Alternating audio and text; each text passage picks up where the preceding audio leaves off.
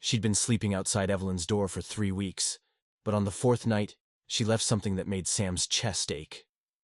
The line landed like a small stone in a quiet room.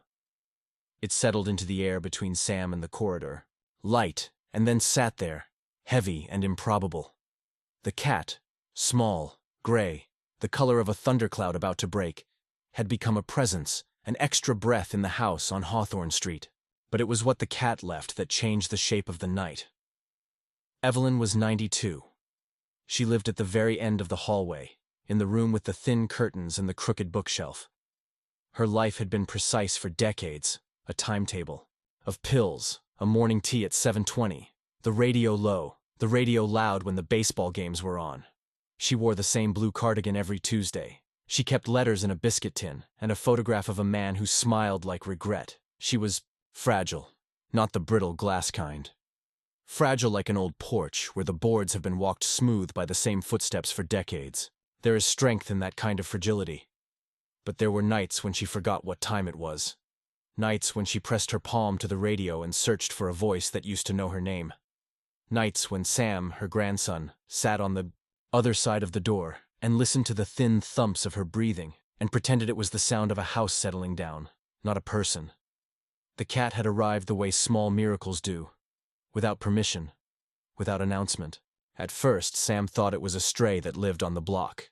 He tied his work scarf tighter against the November wind and watched it move like a shadow, padding along the stoop, ears tuned to the neighborhood. It was careful. It never let him near. It was a cat that believed in keeping a safe distance, and Sam respected that. He had grown up with dogs that greeted you like holidays. Cats, he had decided, were honest about their needs: food, warmth, the occasional glance. But this cat was different. It did not curl on the radiator or sleep under a parked car. It sat on the step outside Evelyn's door, always the same place.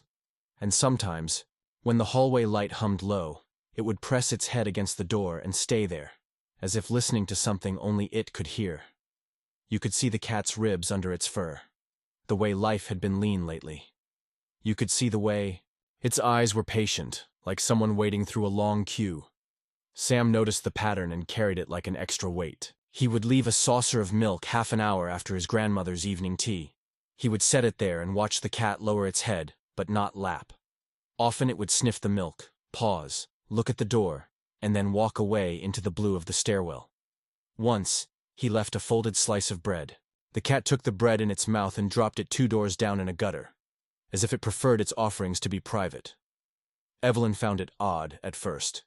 She would press the palm of her hand to the door and whisper, "Who's that, Sammy?" with the small, soft confusion that old age sometimes puts over a person's face like gauze. She would then remember, sometimes, and laugh the laugh that smelled of lemon and old film. "Ha," she would say, "a little thief."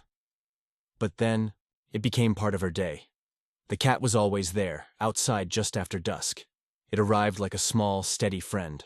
It looked like it belonged to its own story, but it had claimed this thin strip of hallway in front of Evelyn's door, as if it had learned to be careful with lonely people.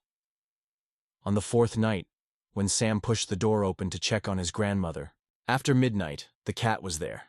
The corridor smelled of rain and dish soap. The radiator hissed like an old kettle. Evelyn's lamp was lit. She was propped against pillows, the radio murmuring an old tune. Her hands moved slowly through the air, not touching anything, as if smoothing the day before she let it go. Sam bent to speak. Evelyn's eyes flicked, to him and then to the doorway. For a moment, the room was a small theater of familiar motions. Then Evelyn smiled, a tiny, secretive thing, and reached for a tin biscuit jar. Sam watched her hand tremble as she dug out a small packet. She wrapped it with care, and then, with surprising urgency, rose from her chair using the cane that she normally left by the bed. She opened the door. There, on the other side, the cat lifted its head. It was clean enough, not wild in the sense of being unwell, but it had that look of someone who had been waiting. Evelyn extended the wrapped packet toward it. The cat sniffed. For a fragile second, it showed all the caution of a life that had learned to survive by leaving quickly. Then it reached forward, took the packet in its mouth, and trotted down the hall, as sure as if it carried a secret. Sam stood there with his palm to the doorframe. He thought of how old people hand you stories, how they fold things into quiet packages. He thought about how very small gestures can feel like declarations. He could not see the cat's face as it disappeared, only the slow wag of its tail, a flag against the dim hallway. What Evelyn had wrapped were old paper napkins, with dried tea stains and a small scrap of a scarf. But when he looked at his grandmother, and when she shut the door and leaned back against the chair, there was something different in her breathing. Something unburdened. Over the next days, the pattern settled into the household like a new piece of furniture. Sam woke early and found the cat's small paw prints faint in the dust on the porch. There were crumbs of the napkins arranged near the base of the downstairs tree. The cat's presence had become an event. Neighbors began to ask about it in the laundry room, then mentioned it to the superintendent, who mentioned it to the woman in 3B. Everyone loved the story, but inside, the house was quietly rearranged around a body that had learned to wait by a door, and around a woman who had learned to give.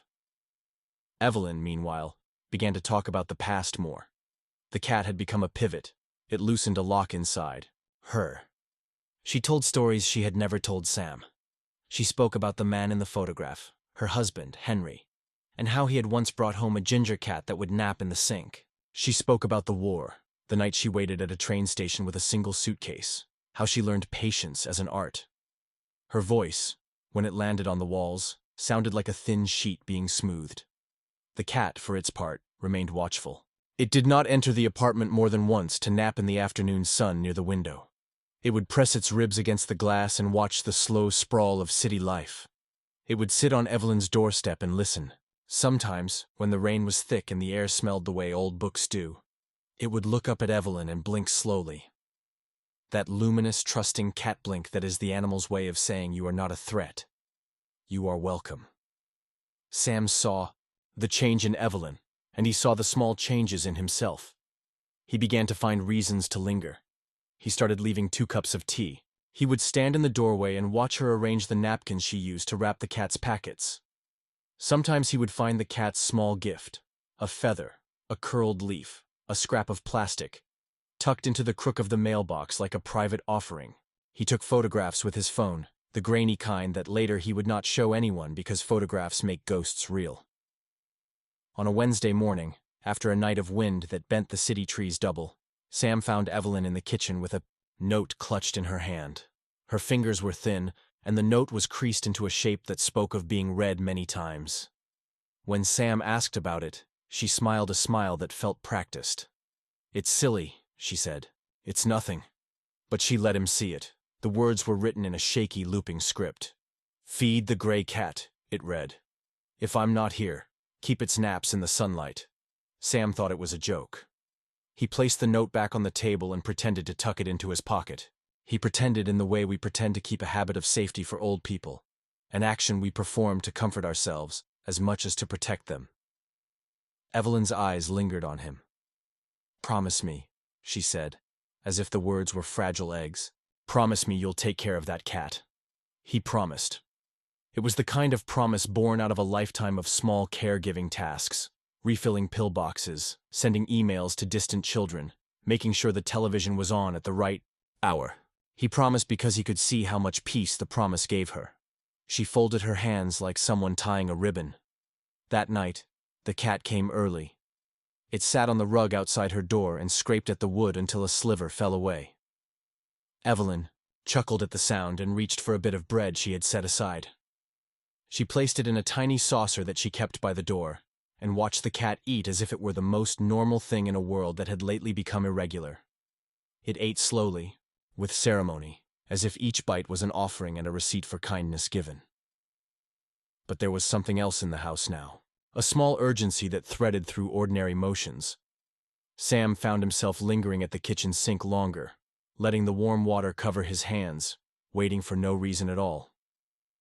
He would stand at the hallway light and watch the cat like a small clock. In the morning he would go to work and call his grandmother at noon, and in the evening he would come home and find the cat waiting, as faithful as returning seasons. A seed of the ending had been planted then, a tiny seed that tasted of old paper and the smell of milk. Evelyn had a note. She had a wish. She had placed little things in the cat's care. But the seed was more than words. It was the shape of a woman trying to be seen, to leave her life with one small mercy ensured. It was a woman fastening her last small axe into the world's seam. There were other signs. Evelyn's steps became softer in the hallway. There were moments when she stared at the radio like someone listening for the exact moment to speak. Once, Sam found her sitting by the window for hours, with the light hitting her face like a blessing. She did not speak. She watched the street as if memorizing it, as if learning its angles in case she would have to describe it to someone who would have to come after. The house itself seemed to rearrange itself around the cat's pattern. The neighbors swept the stairwell twice a day.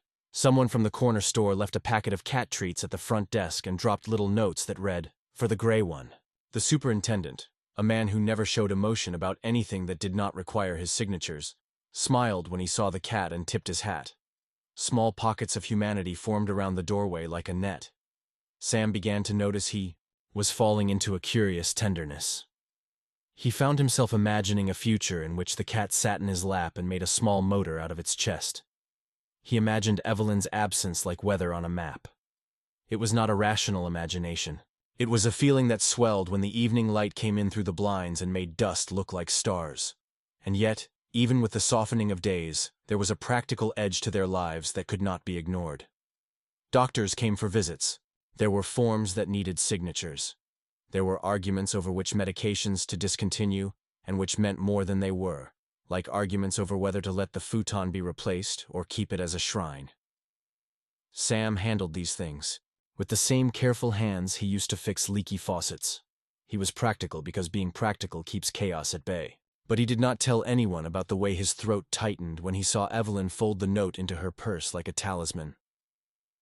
One evening, late, Sam overheard a conversation he wished he had not. It was between Evelyn and a woman from the care service who was there to discuss finances. He waited at the doorway because he had been told not to eavesdrop, because he had been raised with the kind of manners that make you stand back and let small private things stay private. He heard the word palliative. He heard the word advance directive. He heard the gentle, frightening way those terms made the air in the room colder. He moved closer and found Evelyn, with a cup of tea untouched, holding the biscuit, tin open. She put her hand inside and withdrew the photograph of Henry. She did not cry. She folded a corner of the photograph over and pressed it between two napkins, then tucked the packet in the biscuit tin again. She gave the woman a small laugh and told her to leave the forms on the table.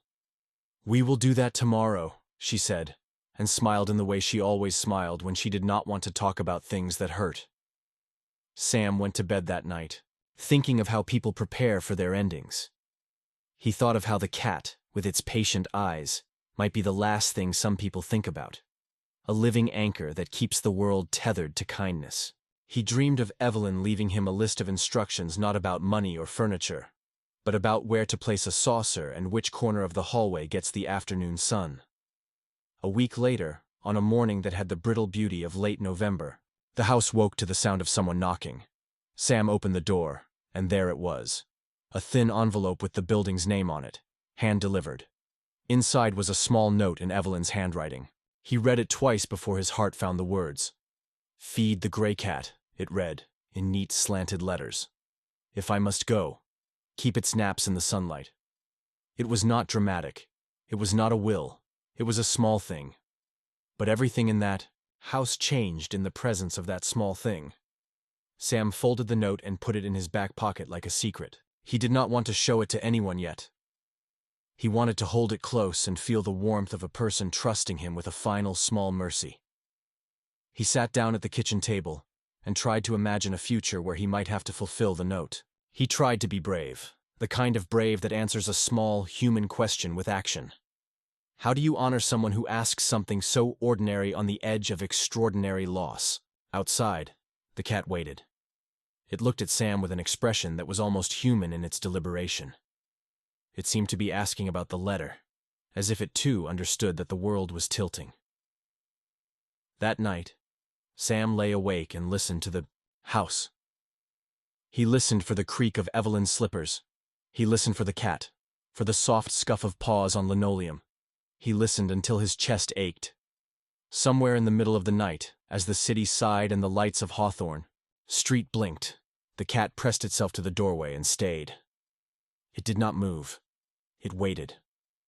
Sam felt something loosen in his throat. He rose, put on his coat, and opened the door. The cat nuzzled his hand as if it had been waiting for that touch for a long time. Sam knelt down and spoke to it in a voice that was softer than spoken promises. "We'll look after her," he said. "I promise." The cat blinked. It pressed its head against his knuckle and left a small, warm weight in his palm. For a heartbeat, Sam felt like he had been handed a key. When he closed the door, the hallway seemed to hold its breath. The lamp hummed as if in agreement. Upstairs, Evelyn slept with a light smile, as if she too had been granted the comfort of small certainties. It had begun, that quiet rearrangement of life around a single small wish. Something had shifted, not with thunder or fanfare, but with the soft, relentless gravity of ordinary kindness. The cat's presence had pulled at the loose threads of their days and began to weave them into a new pattern. Outside, rain began to thread the air. Inside, a small packet of napkins lay on the table, folded as if waiting for some future hand. Sam placed the envelope with Evelyn's note beside it and sat down. He felt the beginning of something, like the first slow unfurling of dawn. It was a tender, terrible thing. It was the first stitch in a story none of them could have expected. And yet, in the hush of that hallway, it already felt inevitable. You're here listening, and that means more than you know. If you feel safe in these stories, your one subscribe helps me keep this quiet little corner alive. Thank you for being part of this peaceful world. They counted days like small private holidays, not on a calendar, not with alarms. They counted them in the soft arrivals and the quiet returns. One morning, the cat's paw prints ran along the kitchen linoleum like a tiny map of devotion. One evening, the cat arrived late, its fur damp from rain, and curled against the baseboard as if the radiator itself had been a promise it trusted. Time, in that building on Hawthorne Street, stretched thin and then folded back on itself. Sam kept his schedule, work, the commute, the emails at noon. But it was the invisible hours that began to feel bulky. The hour before he called his grandmother. The hour after he came home and checked the hallway light. He moved through them with a new attention. He noticed the way the cat's whiskers trembled when the rain began. He noticed how Evelyn left a small scrap of paper near the biscuit tin, as if that scrap were an altar. They slipped into a routine that felt like an agreement between people who needed small reliabilities. Evelyn set her teapot on the stove at 7:20, the way she always had. Sam left the milk on a saucer by the door at 8, then went to work with a vague edginess until noon, when he called to hear her voice. The cat waited. The cat, patient as weather, waited until evening when the hallway light was low, and then it would arrive like a small, autonomous clock hand. The cat's habits were particular. It favored the shadowed side of the stairwell if the sun had been strong that day. On windy afternoons it tucked itself into corners and let the drafts blow over its back like a blanket. It had a preference for the second step from Evelyn's door. Sam learned to leave the saucer there because the cat would not cross the threshold if the saucer was placed anywhere else. The careful placement felt like a concession to that animal's rules, and Sam learned to obey them. Sam kept a small notebook in his back pocket, the kind with a leather cover that had softened from being carried. He wrote down things he didn't want to forget. Cat likes sunlight at 3:30 p.m. Brings small objects, ribbon, feather, tiny plastic ring. He wrote them like commandments. He did not tell anyone about the list. It was his way of being useful without making a production of it. He liked order. He liked the idea that small acts could be evidence of love. Evelyn, too, started to rearrange the small furniture of her days. She began to place 2 saucers by the door, one for the cat and one for the emergency biscuit she insisted on keeping for visitors who might need a sugar lift. She smoothed the same napkins over and over. The edges became softer, the tea stains like fingerprints of memory. She would hold the napkins in her hand and sigh, as if the fabric itself could hold the shape of the afternoon she remembered. The cat, meanwhile, was learning them. It learned the rhythm of the building by ear. It mapped the cadence of the elevator, the creak of a particular neighbor's door, the scent of old bread from the corner bakery. But more than that, it learned to read the quiet human things. The way Sam's voice grew thin when he said certain words on the phone. The timbre of Evelyn's laugh when she spoke of Henry. The soft way Evelyn laced her fingers together when she said she was tired. Sam watched all of this and felt his chest change. It was a slow kind of bravery. He began to take photos with his phone, not to show anyone, but to press these moments into something he could look at later when the edges of memory began to blur. There was a photo of the cat on the sill, a single sliver of light sliding over its back like a promise. There was another photo of Evelyn with a knitted blanket over her knees, watching a late show on the television, and the cat at the door, an attentive shape. He kept the photos in a hidden folder and did not caption them. Labels felt like theft. The neighbors, who had once been anonymous faces in the stairwell, started to notice the cat's presence as though it were some new tenant. Maria, from 2C, brought an extra packet of dry food one week because she thought it might be hungry. The mailman, who usually wore the sort of expression that meant he'd seen all, paused and smiled when he saw the cat. "Nice one," he said, and tipped his hat. Small kindnesses piled like pennies in a jar. Sam's relationship with the cat was quiet and elliptical. He did not try to force affection. He sat often in the hallway doorway and watched. He learned the cat's language. The low rumble that meant it was content. The rapid flick at the tip of its tail that meant interest. The slow blink that meant trust. He would slow blink back, a ridiculous human imitation, and sometimes the cat would hold its eyes closed for a long breath. Those were small victories, and he logged them privately. Evelyn's own transformation was more subtle. She had lived a life of practical bravery, raising a family in a house that always had the kettle on, working summers in a small factory to make enough. And now, towards the dusk of it, she allowed herself small moments of softness.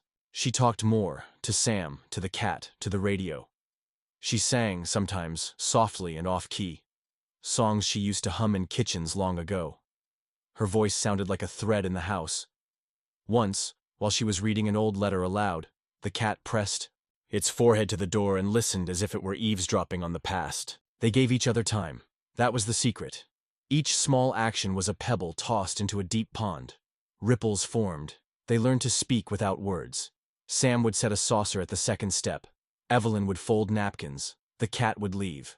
A tiny offering. A feather, a warped bottle cap, a ribbon, on the mat of a neighbor's door. The ribbon became a talisman. Someone picked it up and hung it on the stair rail like a little prayer. There were hard days. Old age is not kind. There were mornings when Evelyn did not rise until late because the night had been confusing. There were afternoons when Sam found her staring at photographs and unable to summon names. On those days, the cat's presence felt like a small, steady light. It would arrive and sit by the door and not move. That stillness was a kind of patient ministry. It asked nothing, and in asking nothing, it asked for everything. Have you ever had an animal wait for you even when you didn't ask them to? Sam would sometimes ask the empty hallway, aloud, as he stalked the milk. The question hung there like a plea, because he wanted to make sense of a loyalty that felt older than their building. Animals could be strange kinds of saints. They offered a kind of uncomplicated attention humans had trouble summoning. One afternoon, late October, the cat did something Sam had never seen. It padded down the hall, stopped at his feet, and then tilted its head and looked up at him with the most searching look. Sam was shifting bags and keys and the ordinary detritus of city living. For a second, the world narrowed to the two of them. He crouched down, hand hovering, not sure if it would be an intrusion. He expected, because he had practiced caution, that it would step back. It did not. It pressed its cheek to his palm, like one of those old-world blessings. The touch was cool at first, then warm. Sam felt a small rush, like breath seeping under a door. He smelled rain and a hint of something floral, a remnant of a coat perhaps. The cat's purr vibrated through bone. Sam let his fingers curl around the animal's neck. It was not a grand thing. It was not cinematic. It was perfectly ordinary. It was the shape of a new faith. Evelyn, behind her door, heard the hush and came to the threshold with a slow smile.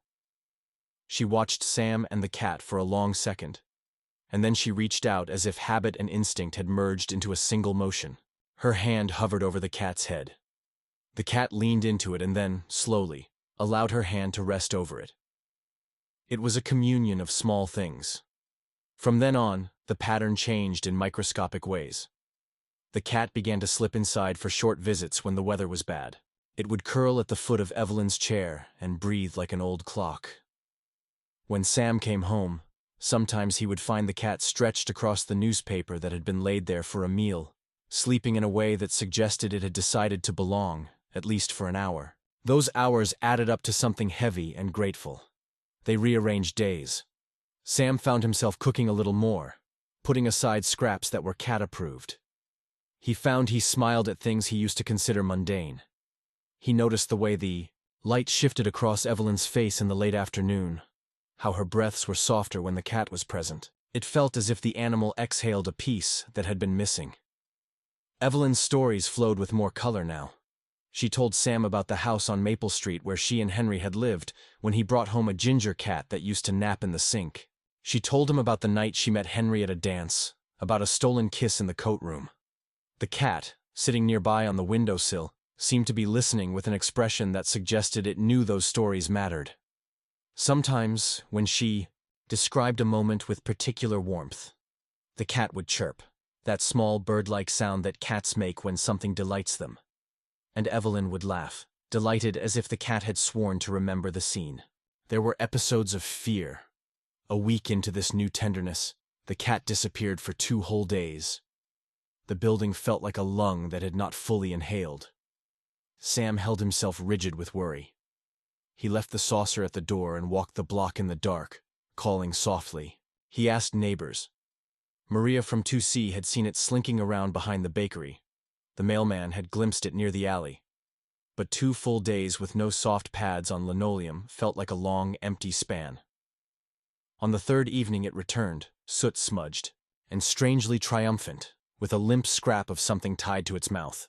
A piece of ribbon, faded and knotted. It dropped the ribbon at Evelyn's door, then circled and rubbed the ribbon with its cheek as if to present it ceremonially. Evelyn laughed, a sound that made Sam's chest ache with relief. She snatched the ribbon up like a relic and pressed it to her face. "My good luck charm," she said, and the cat sat like a little priest presiding over a strange altar. Those returns and small offerings became a language of their own.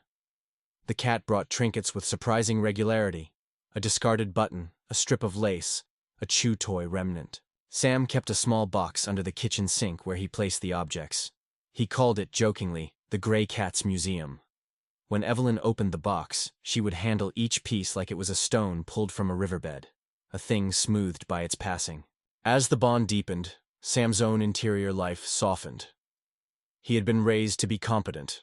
Problems were neatly solved.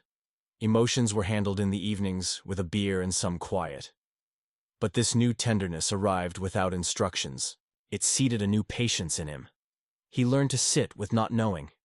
He let the cat refuse his touch sometimes, and then accept it on its own terms. He learned the value of waiting. Waiting became its own gentle discipline. The world outside their building continued to churn and forget. People moved in and out of apartments. The corner store changed owners. The city painted a new advertisement over an old one. But inside, gravity had shifted around a small gray animal that had made an impossible request: to be trusted. It was the kind of request that humbles you. Sam would come home and find the cat's offerings arranged with a kind of domestic logic. There was a little pile of feathers under the stairwell. Each had been placed there like an offering. There was a thin chain, found and left, looped around the base of the potted fern. Once, on a night when the winter wind tasted like old news, Sam found a single, perfect button on the mat. He picked it up and smiled, thinking of Henry's jacket buttons, of an old coat, of a hand that had once sewn love into seams. Evelyn's final, tentative healing was not dramatic. It happened in small increments. She began to venture a little farther down the hall, to the mailbox, with a confidence that came from being seen. She started to join Sam on the couch for television, letting the cat sit between them as if forming a triangle of attention. When she slept, the cat would often come and curl at her feet. On mornings when she woke confused, She would find the animal sitting quietly on her chest of drawers, and the confusion would ease like fog under sun. There were nights when history pressed against the walls. Stories of Henry came out in fragments, as if the fabric of their past had been left in a corner, and she was picking at it, unraveling memories until the daylight revealed the full tapestry. Sam listened, patient, sometimes asking soft questions that opened doors without forcing them. The cat would sit in the doorway and blink as if to remind them both that presence is a kind of medicine. "Do you think animals know when we're at our lowest?" Sam asked the hallway one evening as he watched the cat groom its paw with a careful foreign grace. He waited for an answer the way people wait for miracles, politely, with an openness that assumes they might come. The cat, of course, answered in the only language it could, a slow, punctuated blink and a small, approving chirp. The answer, if it was one, was enough. That winter began to feel less like an ending and more like a season of small mercies. Snow fell and the cat learned how to leave wet paw prints on the stair. Sam shoveled the stoop once and found the cat sitting in the cleared patch, as if to bless the house. He left a scarf behind the radiator in case the cat liked to nestle there. Evelyn would tuck that scarf into her lap and rub it between her fingers as if the fabric had been woven with prayers. Part of the bond was the trust the cat offered, and part of it was the way it allowed itself to be transformed, imprecise and cautious. There were moments of pure, unadulterated joy. A cat's leap that ended in a perfect, ridiculous flop on the newspaper. The sound of its paws skittering across the linoleum when it chased a dust mote. The way it would arch as if a melody had passed through its spine. Sam learned to laugh in a place where laughter had once felt forbidden. A breakthrough came, small, simple, and yet seismic enough to rearrange their private weather. It happened on an afternoon that smelled like orange peels and laundry. This sun had found a thin corridor of warmth on the armchair near Evelyn's window. The cat lay there, stretched in the sun, muscles relaxed like a person doing a long, satisfied exhale. Evelyn's hands were busy with a woolen square she was knitting for no reason, except the pleasure of keeping her fingers moving. Sam entered the room with a bag of groceries and paused in the doorway. The scene was ordinary. It was also the thing he had been afraid to imagine, a domestic picture that meant everything. He set the groceries down and moved to sit across from Evelyn. The cat watched him with the lazy, sovereign attention of one who has decided to allow presence. Sam did not plan it. He did not rehearse the motion. He simply reached out and placed his hand on the edge of the armchair. The cat turned its head, eyes the color of late wheat, and blinked. Sam breathed. He moved his hand, each finger small and careful, like someone learning to hold the fragile bulb of a light. He laid his hand flat along the cat's spine. The cat leaned into the palm as if greeting an old friend. Its purr swelled like a quiet engine.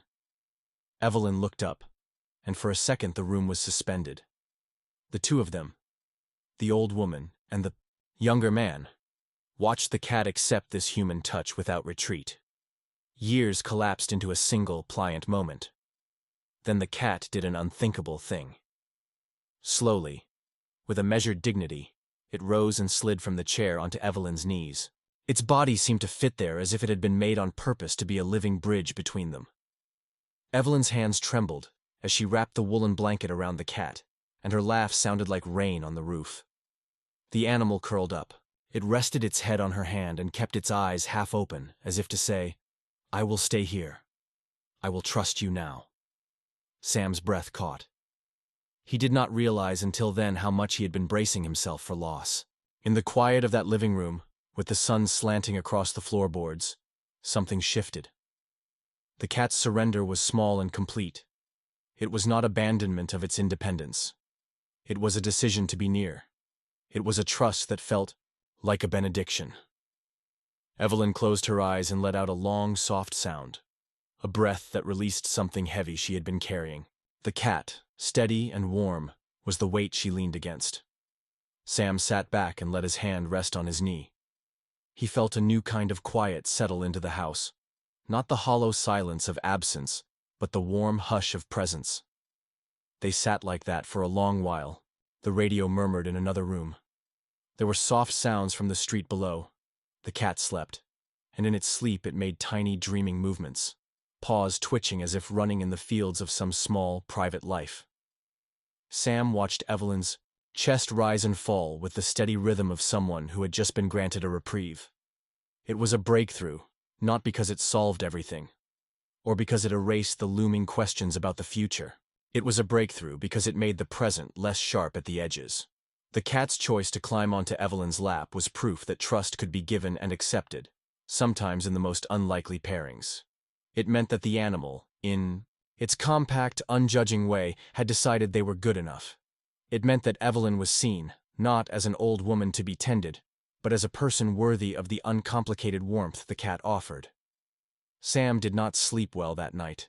His mind busied itself with trivial fears, the practical ledger of forms and appointments. But when he closed his eyes, he found himself returning to that living room, to the way the cat had nested on Evelyn's knees, to the small sound of a purr like a secret kept between them.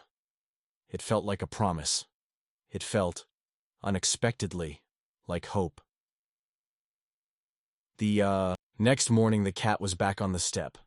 It always was. Routine had not been erased, but there was a different texture to it.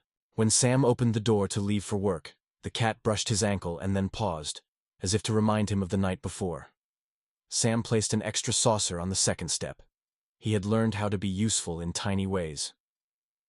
Evelyn wrote a small note, the kind of thing old people make for themselves, and tucked it into Sam's coat pocket. "Thank you," it read.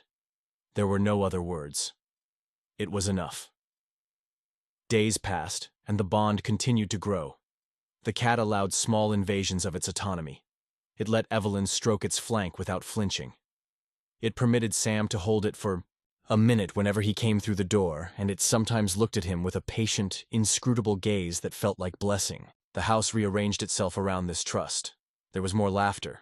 There were fewer silences that felt like gashes. By the time the first freeze had left the window panes streaked with tiny crystals, something had been established that neither Sam nor Evelyn had expected to find in one another. They had, by degrees, become keepers of a small creature who had, in turn, become the keeper of their afternoons. The cat was a quiet covenant. The breakthrough, the moment the cat allowed itself to be cradled on Evelyn's lap, did not end the world's complexity. Forms still needed signatures. Appointments still came. Memory still thinned for Evelyn, sometimes, like an old sweater worn in the elbow. But there was now a steady heart in the house. A presence that did not demand words, only company. A small animal that had taught them both a new vocabulary of kindness. Sam watched Evelyn and the cat and thought he could measure the change like weather. The air in the apartment felt different. It had softened. There were fewer abrupt edges in people's speech. Sam found himself speaking more gently on the phone. He cleared his throat less. He let go of some of the sharpness he had worn like armor for years. And the cat, that quiet, gray ambassador, had become a conductor of this subtle music. It taught them, without sermon or sign, how to be patient, how to give space, how to accept warmth when it was offered. It had made trust seem like an ordinary thing. It had made love feel like an afternoon habit. It had shown the simple phenomenon of waiting, and in doing so, it had changed the shape of everything. When the sun hit the apartment just right, it made the dust look like something holy. The cat would stretch, and Evelyn would laugh, and Sam would feel a softness in his chest that was not sorrow, nor quite joy. It was a fullness that fit him like a glove. He would think to himself, often and without irony, that he had never believed small things could hold so much. Then he would reach down and scratch the cat under the ear, and it would purr like an old motor, and the world would feel precisely as it ought to feel, fragile and held. The breakthrough was not a closing. It was an opening. It was the knowledge that trust had been given and received. It was the belief that even in uncertain times, small, faithful presences could keep a life from tilting. That night, when the building settled and the hallway lights hummed in their ritual way, Sam walked past Evelyn's door and paused. He put his ear to the wood, the way sons sometimes do to listen to the rhythm of home. He could hear the soft, irregular whisper of the cat's breathing, and he could hear Evelyn's steady, sleeping breath. He smiled quietly. He felt a warmth like a small hearth lit in the center of his chest. The cat had trusted them enough to break its distance. They had, in return, begun to learn how to keep fragile things. It felt like the first real stitch in a blanket they would all share. The rhythm had felt steady for weeks. The saucer at the second step. The ribbon on the mat. Evelyn's note folded into Sam's pocket like a small commandment. Then the cat began to bring things that made silence louder. At first, it was the ordinary kind of offering. A feather, a plastic ring, a button.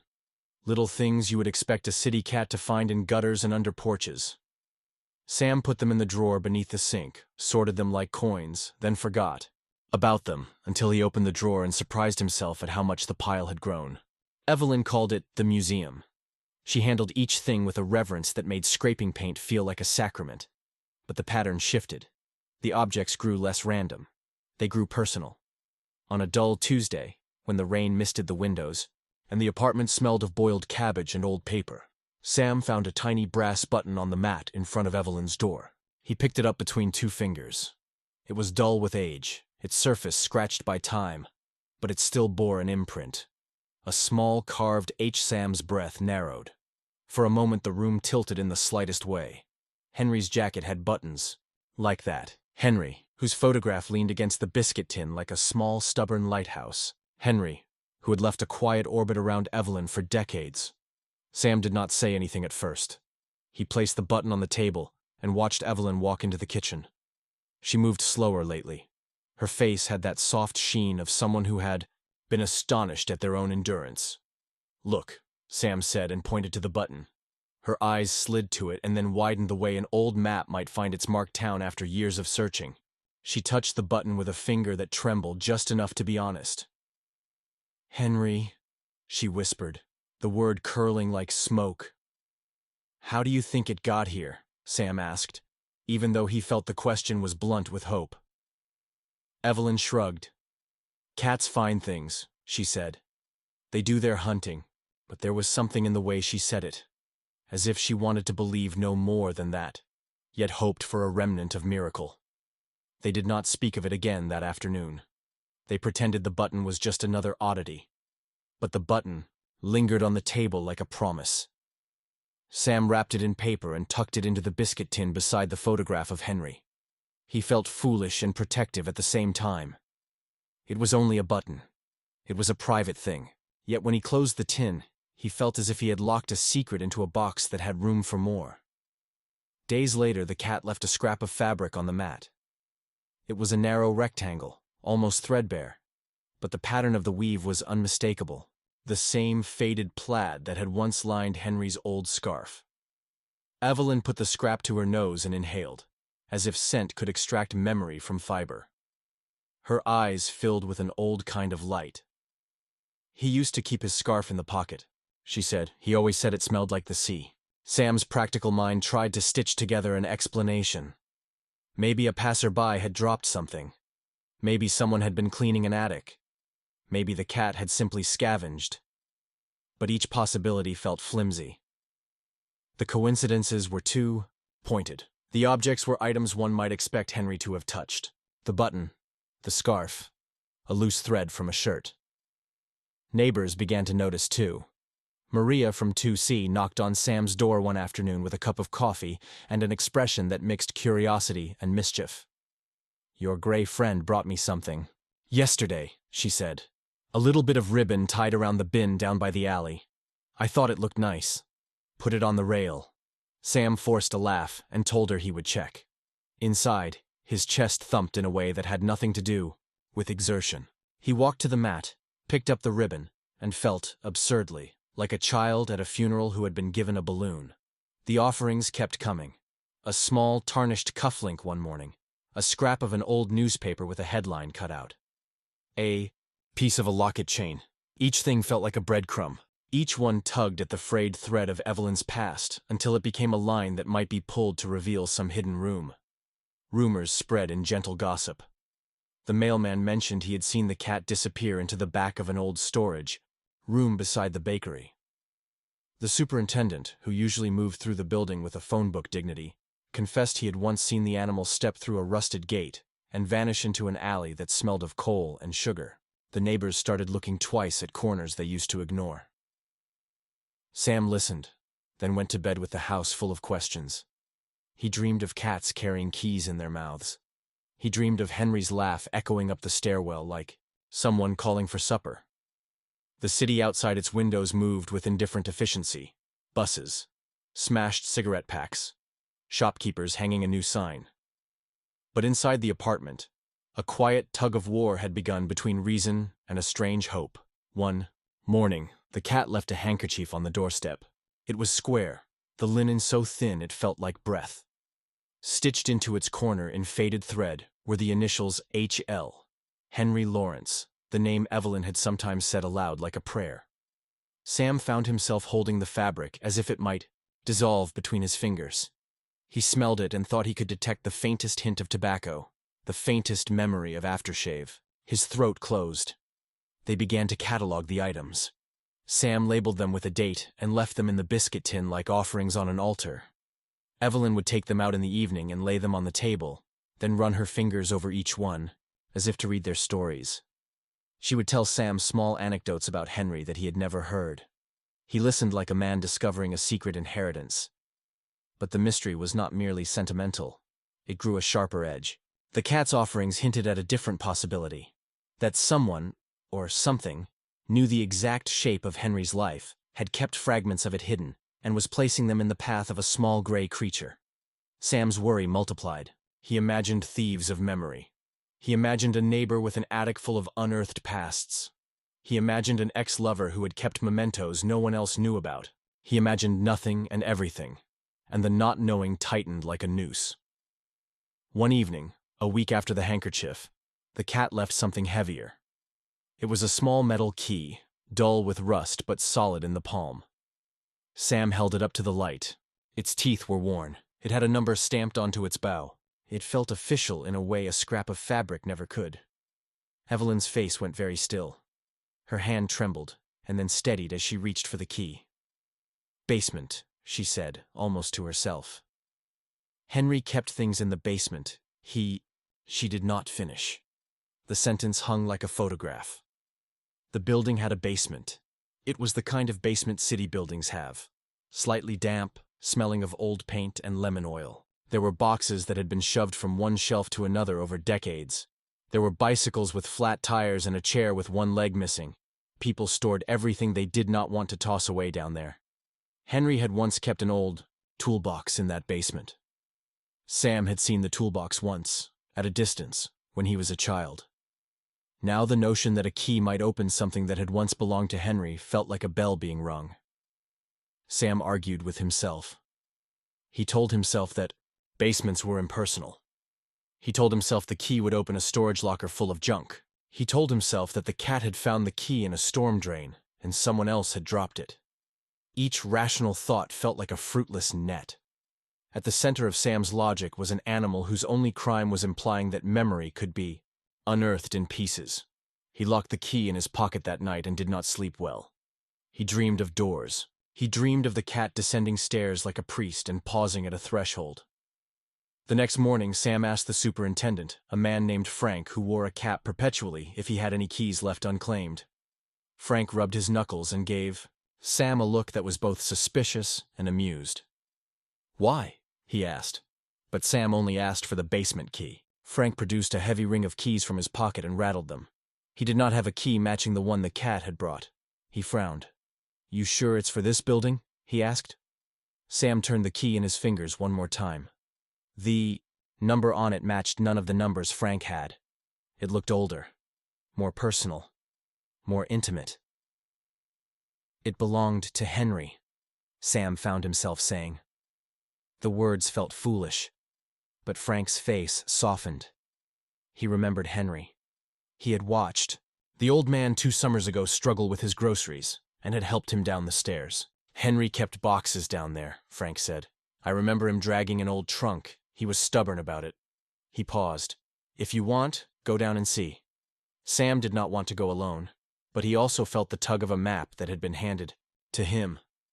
He waited until Evelyn was napping, then put on his jacket, slipped the key into his palm, and descended the narrow, echoing stairwell into the basement's cold air. The basement smelled like a place memory had been put in a box and forgotten. It smelled of dust, of old lemon oil, paper, Rows of lockers and shelves made corridors. He walked slowly, listening to his footsteps echo like small announcements. The fluorescent lights hummed. Rats of dust ran along the baseboards. He felt like a man trespassing into the past. He passed boxes labeled in someone else's hand. He passed bicycles with streamers. He passed a trunk that might have been Henry's. He stopped. The trunk was heavy, with corners protected by brass. It was the kind of chest people used to send overseas.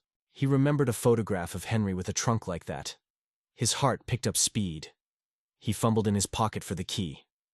It fit. The metal slid into the lock like a hand into a glove. He turned it. The trunk popped open with a sound like the exhale of a night. Inside were towels, a faded coat, a shoehorn. There were letters bound with twine.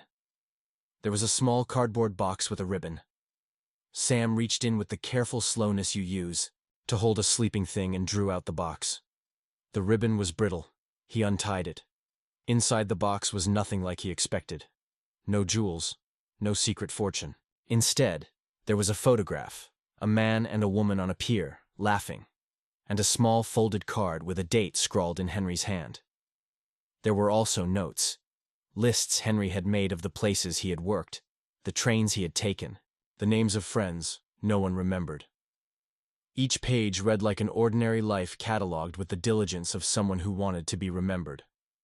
Sam felt a sudden tenderness for Henry that had nothing to do with the past's romantic weight. He felt as if he had discovered the honest ledger of a man who had loved small things the way others love banks. He slipped the photograph into his jacket pocket and held the card under his palm. And then he heard the sound. A faint, rhythmic scratching not far from where he stood. It was the sound of a small animal against wood. Sam froze. The scratching grew. It was methodical. It was deliberate. It was the cat. He followed the sound with the slow caution of someone who knows the value of surprises. The cat stood by an old metal door at the far end of the basement corridor. It looked as if it had been waiting for him. Its eyes shone like small coins in the dim light. The door behind the cat had a rusted hatch. On the door hung an old plaque with a number that did not look like any locker Sam remembered. The keyhole was different. Sam held out the key he had found. The cat watched him. It chirped once, a tiny, bird-like noise that made Sam's chest ache. He realized then that the cat had not brought random objects. The cat had been mapping a route. Each item had been a stitch in a line leading him here. Each button, each scrap of fabric, each handkerchief had been a breadcrumb. He slid the key into the rusted lock. It turned, with resistance, and then with a sigh that felt like a confession. The door swung inward on a hinge that complained. Beyond was a narrow, descending stair. Dampness clung to the air. There was a smell, a different one, wood and something like old smoke and the faint ghost of perfume. Sam leaned forward. The cat slipped past him, tail high, and disappeared into the darkness. He reached out to follow and felt the hair on his arms rise. It was not fear so much as a reverent terror. He took one step, then another, and the stair swallowed the light. He could hear the cat's paws patting ahead, the peculiar, confident paws of a creature who knew where it belonged. Halfway down the stairwell, a sound broke the hush. It was a voice, or something like it, muttering in the low way people do when they talk to themselves. A sound of someone rearranging boxes. A sound of life moving in a space supposed to be cold and empty. Sam slowed his steps. He reached the landing and peered into a cellar-like room. A lamp glowed inside, small and steady. Shelves lined the walls. On the floor, under a table, something moved. The cat sat on its haunches and stared at a figure hunched over a small suitcase. The figure looked up. For a heartbeat Sam could not see properly. Was it an old man? A neighbor? The light hit the face and something, maybe relief, made Sam step forward. And then the figure shifted. The lamp blinked. The cat's eyes flashed. The thing under the table issued a sound that was not quite a human voice. It could have been a wheeze. It could have been a laugh. It could have been an animal mimicking old men. Sam's phone vibrated. In his pocket, loud and absurd in the hush. He jumped. The sound made the figure in the room startle. The The cat leapt away and darted through a small opening at the back of the room, where the wall met the foundation, like an animal dissolving into a secret. Sam ran after it. He followed the cat through crooked tunnels of boxes and tarps until he reached a doorway leading into an alley beyond the bakery. A sliver of dusk sat on the pavement like a promise. The cat slipped out into the alley and vanished, toward a row of abandoned row houses. Sam stood in the breaking cool and watched the small creature move, its silhouette soft against the brick. He felt a weight in his hand. He still held the key. He still had the photograph. He still had the sense that something true, or terrifyingly tender, was moving just beyond the reach of his comprehension. He considered shouting. He considered running back with a flashlight. He considered, quite simply, that he had no right to be in this strange old theater. The cat had led him here. The cat had lifted a curtain a few inches and revealed a backstage he did not understand. He also understood, with a clarity that felt like a small drumbeat, that whatever he had found in the trunk was an invitation. It was an opening. It was someone's carefully sewn life, left in crates and trunks and boxes, and now, perhaps, begun again in scraps the cat carried in its mouth. He walked back toward the basement door and then paused. He felt the presentness of the night around him, the bakery's neon sign humming, the neighbor's window with a film of condensation, the distant sound of a bus. He thought of Evelyn, alone in the apartment above, smoothing napkins in the dusk. He thought of the biscuit tin with the photograph tucked inside. He thought of Henry's laugh as if the whole building had a memory waiting to be reassembled. Sam wanted to call Evelyn up to tell her. He wanted to wake her and hand her the handkerchief, and the button, and the key, and the knowledge that someone was within touching Henry's things. He wanted to secure the trunk like a relic. Instead, he found himself climbing back up the basement stairs and returning the trunk's lid with a softness that felt like apology. He placed everything back in the trunk the way he had found it. He closed the lid. He turned the key in the rusted lock until it sat exactly as it had been. He left the basement the way you leave a church after a confession, quieter, with an odd buoyancy. When he reached the top of the stairs, the hallway felt larger, more hollow than before. The cat's silence had become part of the building's air. He walked up the stairwell and paused outside Evelyn's door. He could see the lamplight slanting into the hallway. He listened for the rhythm of her breath. He thought of telling her everything, and then realized, with a small, dizzying fear, how fragile that act would be. To tell Evelyn that her husband's things might be below, that a key had opened a trunk, that the cat had been leading them to this secret. The words felt too large. He placed the rusted key into the biscuit tin anyway, next to the button and the handkerchief. He closed the lid. It felt like closing a quiet book. And then, that evening, the cat's routine changed in a way that made the quiet in the house swell with dread. It did not come that night. At first, Sam thought it was the rain. The day had been a vertical downpour, the kind that turns streets into mirrors. He checked the step. He left the saucer at the second step and watched the door as if light could call an animal home. He checked again at 9. He checked at midnight. Nothing. The stairwell was a corridor of small lamps, each one a witness to absence. Evelyn slept. She did not wake when Sam went in and sat on the edge of her bed. She did not stir when he placed an extra blanket over her knees. She breathed in the slow pattern of someone who trusts sleep to guard them. Sam did not sleep. He waited until dawn and walked the block. He called the neighbors. He asked the superintendent. No one had seen the cat. He left notes at the corner, bakery, and taped a flyer that read, simply, "Gray cat, answers to nothing, reward." He felt foolish doing it. He felt ferocious doing it. Then, on the third morning, a neighbor knocked at his door. Her face was pale. She held something in her hand. It was a small, muddy scrap of fabric looped around a fingernail. "Found this by the old alley," she said, "near the back gate." There were mud tracks and a little paw mark in the dirt. Sam took the scrap and smelled it. It was the same plaid, the same faint hint of aftershave. There were traces of what could have been blood, faint and old. His stomach rolled. That night the cat came back. It slipped onto the step like it had never left. It was thinner. Its fur had small clumps in it. When it looked at Sam, there was a new deliberation in its eyes, an intensity that felt like warning. It crossed the threshold and stopped. It did not go to the second step or take the saucer. It went straight to the biscuit tin and sat down facing it, as if guarding it from someone Sam could not see. It would not step into the hallway or into Evelyn's room. It sat and watched with a look that let him feel both gratitude and the chill of a secret. Sam knelt down. He reached out. The cat blinked and then turned away. It walked to the far end of the hall and sat, tail wrapped around its paws, looking out the small basement hatch that led to the alley. Sam sat on the floor with his back against the wall. He folded his knees and placed his forehead on them. The building hummed. Somewhere a radio played softly. The cat kept its vigil. The biscuit tin felt warm under the bedside of the house they shared. Sam whispered aloud, more to himself than anyone else. "Where have you been?" The cat made no answer anyone could hear.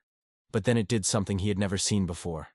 It stood, walked to the doorway, and with the slow ceremony of someone rehearsing a departure, it nudged something under the door, a small flat object, and then retreated to its post by the basement hatch. Sam crawled forward and picked up the object. It was a photograph, creased and damp at one corner. He turned it over. On the back, written in a hand that he recognized with an ache, were the words, "Keep safe." H.L. Sam's fingers went cold. He looked up. The cat's eyes had the depth of a well. For a second he could have sworn it was smiling.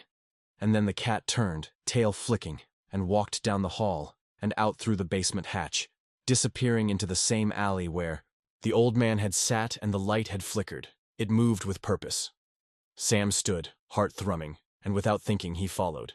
He had not intended to do this. He had not planned to chase a cat into an alley at 2 a.m. But some things in life do not wait for plans.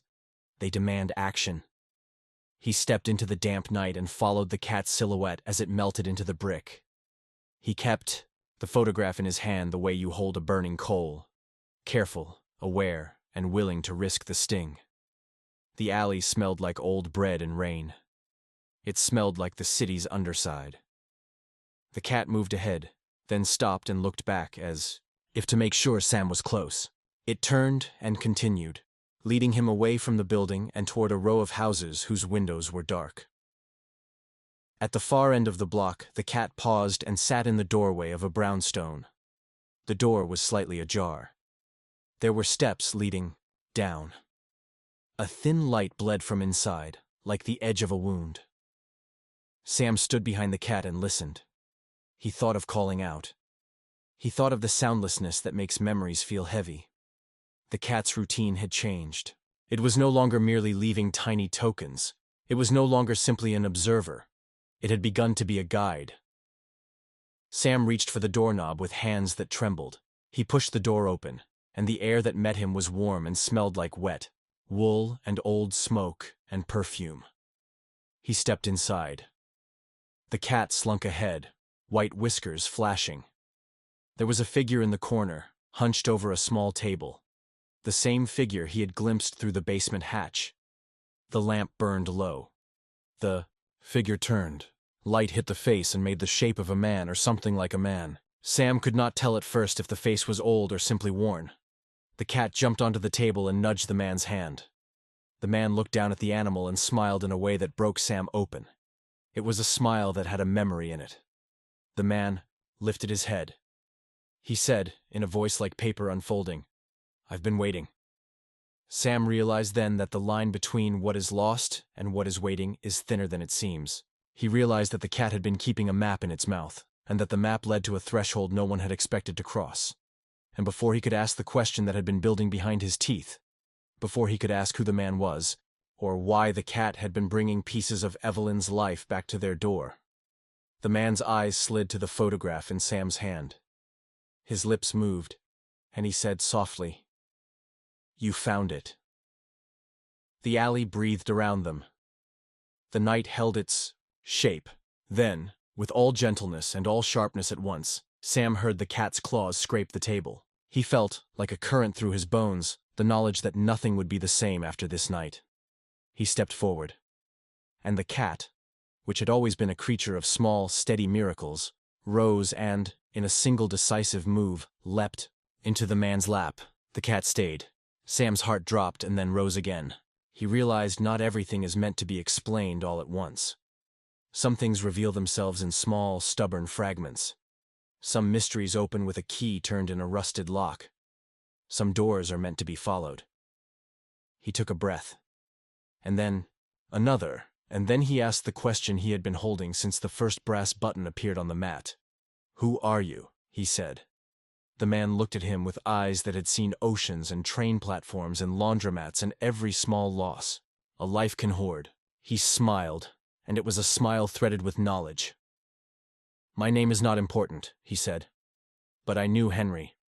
Sam's world narrowed to the size of that sentence. He felt the floor tilt. He reached for the man's hand as if to steady himself. The man's fingers were thin and strong. He patted the cat and then looked back at Sam. "You've been keeping his things safe," he said. "You've been doing him honor." Sam's mouth went dry. He felt the ache of a man who finally had a reason to breathe. The man's eyes flicked to the photograph in Sam's hand. "That was taken the summer of '58, he said. "On a pier. Henry never liked having his picture taken." He laughed, that day like it was a small rebellion. Sam swallowed. The cat purred in the man's lap, and the warmth of the sound threaded the room. The man patted the cat again, as if acknowledging an old friend. He folded his hands gently and then lifted them. "I didn't mean to hide," he said. "I had to go away. But I kept things, you see. Old things. I put them down here because I thought one day someone might look." Sam realized with a kind of startled affection that the city never stopped holding people's stories. It stored them in basements and boxes and the mouths of cats. The man, whoever he was, had been keeping watch in the ordinary way people keep watch, slowly and without spectacle. He leaned forward and said, "Why the cat?" The man looked at the animal with a tenderness that made Sam's throat clench. "Because it knows the sound of what belongs," he said. "It knows where memories like to sit." Sam wanted to ask more. He wanted to ask how the man had known Henry. He wanted to ask why he had stayed in the shadows. He wanted to ask why the cat had suddenly started bringing Henry's things to Evelyn's doorway after years of silence. He wanted to demand an explanation that would fix the trembling in his chest. But the cat put its paw on the man's knee and blinked slowly, as if to say, "Not yet." Some doors opened slowly. Some answers arrived like dawn. Sam sat down on a broken chair. He held the photograph, the way you hold a fresh grief. The man began to speak, softly, as if remembering.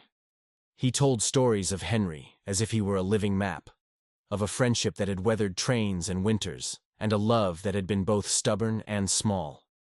He spoke of a promise to keep Henry's life intact, even if the world tried to forget it. He spoke of the key and the trunk and the long afternoons he had spent arranging the boxes so they would be easy to find for someone who cared. As the man spoke, the cat rested its head on his palm and shaped the air with its purr. The alley seemed to hold still in a way it hadn't in decades. Sam listened until he felt his ears full and his bones soft. The man's words were not dramatic. They were not meant to be. They were simply the ordinary, patient truth of someone who had refused to let memory be stolen. And then, unexpectedly, the man stood and reached into a pocket. He drew out a small folded scrap of paper and handed it to Sam. "Henry left this for a friend," he said. "He said if someone came looking, you would know." Sam unfolded the paper with fingers that shook. On it was written in a hand he knew, a line he had not heard before. "Keep them warm. Keep them near. Don't let the small things be lost." Sam felt something loosen inside him. He felt as if a knot had finally been found. He felt as if Evelyn's wish had been honored by the slow mercy of a cat and the steady watch of a man who had once known Henry. For a moment the alley was quiet in a good way, the kind of silence that means conversation has done its work. Sam looked at the man and wanted to ask everything and nothing. He wanted to demand details. He instead asked the question that felt like both instrument and prayer. "Why now?" he said. "Why bring these things back after all this time?" The man's eyes went far away. Because sometimes, he said, someone needs to be reminded they were loved. Outside, the city breathed. The cat purred. The alley's bricks seemed less like a wall and more like a spine supporting the life of the block. Sam took a breath and tried to hold the moment like an egg. It would not last as such. Time, as always, would move. But he felt something new, a map, a key, a reason. The man reached for the cat, and then looked at Sam with a small earnestness. He would be glad you kept his things safe, he said. He always was a man who kept small promises. Then, quietly, the man added, "There are things you should know. There are reasons I have stayed. But not now. Not yet."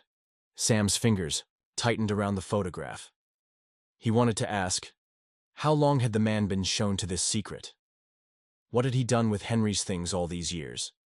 Who had he been in Henry's life? He wanted names and dates and receipts, but the man, like the cat, carried a patience that asked for time. He patted the cat once, then rose and gathered his coat. He folded the photograph Sam had handed him earlier and slipped it into the pocket of his jacket.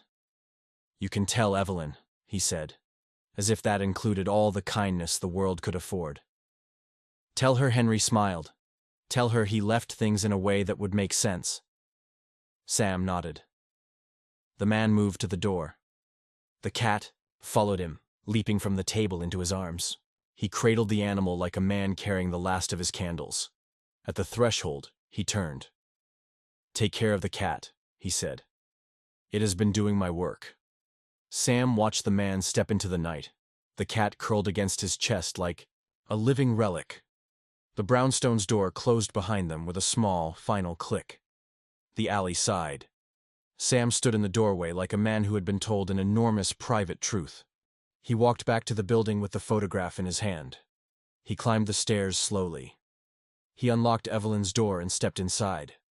She was awake. She had been sitting in the living room, the light small and steady. She looked at him, with the open face of someone who had been waiting for news. Sam put the photograph on the table. Evelyn took it and held it close. She looked up at him, and then down at the image of Henry laughing against a pier. Tears splashed silently down her cheeks. "He always told me to keep the good things," she said. "He always said the small things mattered more than money." Sam sat down and reached for her hand. The house breathed around them. The cat, though he had not entered, sat on the step and stared into the hallway. It seemed to be keeping watch for something else. They spoke long into the dawn, peeling back small layers of remembrances and reconciling the odd logic of how Henry's past had come to be spread like a trail in the city. They did not solve everything. They did not need to. Some mysteries are not holes to be filled. They are doors to be entered slowly. As the first weak light of morning threaded across the floorboards, Sam felt a weight lift a little. The cat's offerings had become a map. That map had led them to a man with a reason for staying in the shadows. That man had held Henry's life like a careful ledger. The pieces were returning to the table. But just when the air felt as if it might unclench, the cat's behavior changed again, in a way that felt like a warning and a promise wrapped together. After that night, the cat no longer arrived at the second step early in the evening. It no longer took the saucer with a graceless and hungry appreciation. It would come and sit, always, by the basement hatch. It sat there as if on guard. It watched the alley with a vigilance that made Sam's skin prickle. The cat had been a messenger. Now it seemed to be a sentinel, and in the days that followed, its footsteps became less predictable. It would leave for long stretches and return, with mud on its paws, or with a scrap of something that smelled of far places. Sometimes it came back at odd hours. Sometimes it disappeared for the better part of a day, and then reappeared with a look in its eyes that made Sam think someone had taught it to carry secrets. The neighborhood's gossip shifted into new patterns, too. People saw the man in the brownstone from time to time. He would sit on the stoop and watch the comings and goings with a slow, patient smile. No one asked him his name. He never asked for much. He carried with him an aura of someone who had taken on the task of keeping what the city had dropped. Sam felt a new pressure in his chest. He had begun to understand that the cat's offerings were not mere gifts. They were clues. They were pieces of a life that needed reassembling. He felt a sense of responsibility widen in him like a tide. He had promised Evelyn he would look after the cat. That promise now felt layered with consequence. Then, one evening, the cat did something that altered the axis of their small world. It failed to return home. Sam waited that night like someone expecting an old friend who never came back. Evelyn slept with the light on. Sam sat by the door, his hand on the biscuit tin, and listened for paws. The building's creaks felt louder than ever. When dawn came and the cat was still gone, Sam felt a hollow he could not name. He walked the block, asked questions, called out in the alleys like a man trying to remember the exact note of a lost song. At the far end of the row near the old bakery, he found a scrap of fabric pinned under a tangle of weeds. The plaid, once more, frayed and soaked and smelling faintly of smoke. He bent to pick it up. The fabric bore a smear of something darker. He touched it and knew, with a visceral certainty that had nothing to do with proof, that someone had been hurt. Not mortally, perhaps, but wounded. The cat, resourceful and brave, had been somewhere. A human had been just as brave, or just as alive. He pocketed the cloth and walked back to the building. The cat returned 2 nights later, slower, with a drag to its steps that Sam had never seen before. It limped slightly. It refused to enter the apartment. Instead, it sat on the mat and stared at the street as if expecting a convoy of ghosts to appear. Sam knelt and held out his hand. It brushed his fingers with a coolness that felt like a benediction, and then it turned its head and looked toward the alley. Its pupils were thin slits of intent. For a long time, Sam simply watched it and listened and waited for the pieces to fall into place. The cat had become a riddle wrapped in fur. It had become a living, breathing code that had to be read and deciphered with patience.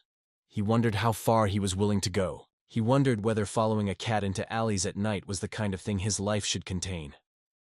He wondered if Evelyn would ever forgive him for taking on the task. He wondered if Henry would have laughed at him for being so shocked at small curiosities. He realized that he had crossed a line the moment he unlocked the trunk. He had entered an old story. He could step back out again. Or he could stay and let the cat lead him further down the map. At the end of part 3, the air in the apartment felt charged. The cat's routine had changed. It wasn't a harmless oddity anymore. The small gray creature had stopped simply dropping trinkets at the door and had started leading a slow, careful campaign across the neighborhood. To a brownstone, to a man, to a trunk, to the seam between past and present. Sam sat on the steps that night, the biscuit tin in his lap, the photograph of Henry folded and safe. He felt the weight of the unknown settle around him like a coat.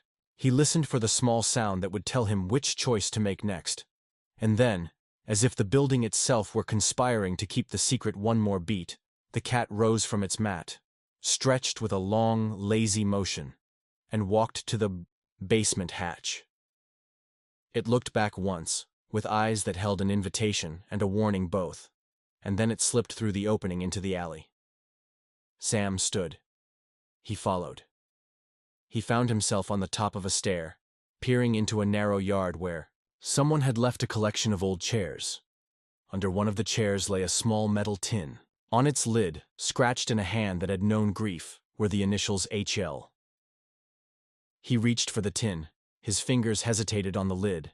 He lifted it. Inside were photographs. More photographs than he had expected. A ticket stub. A pressed flower. A note in Henry's hand.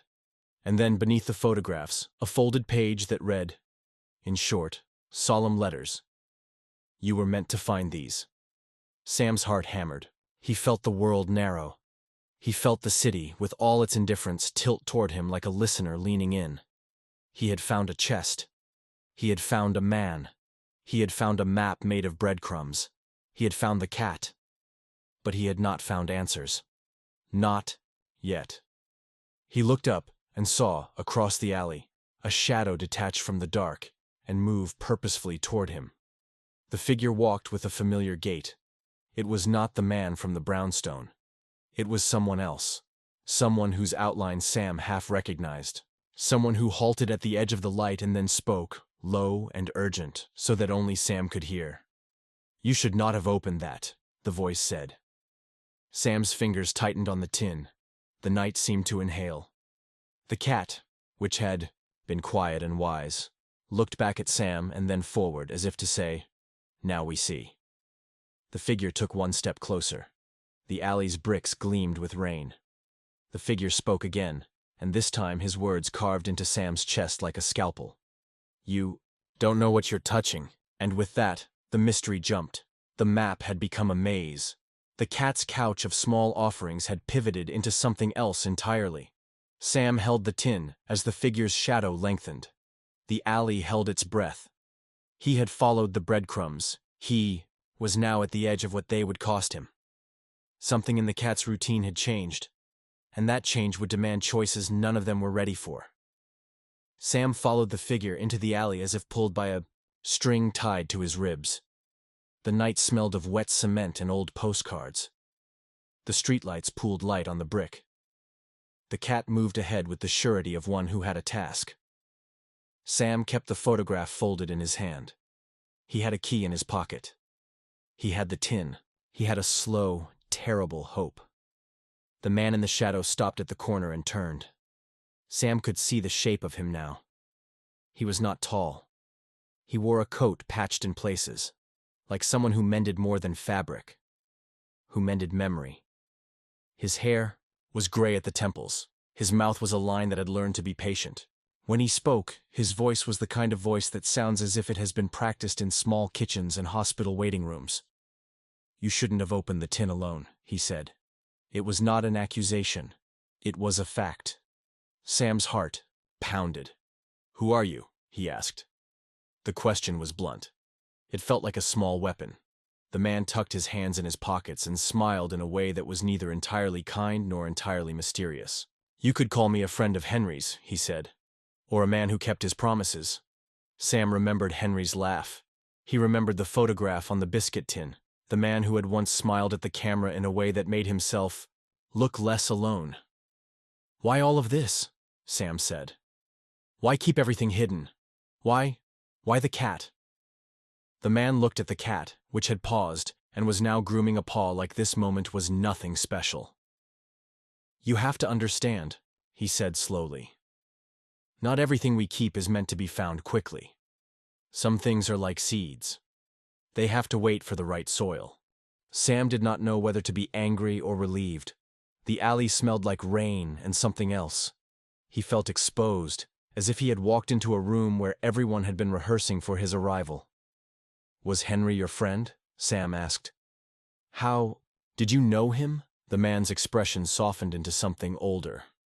"We were friends, close, in the way two people can be without the world giving them a name for it. He trusted me. He trusted me to hold his things when things got complicated. He asked me, before he—" The man stopped. He looked down at his boots. "He asked me to keep them, to make sure his small pieces didn't disappear." Sam felt the words like a climate shift.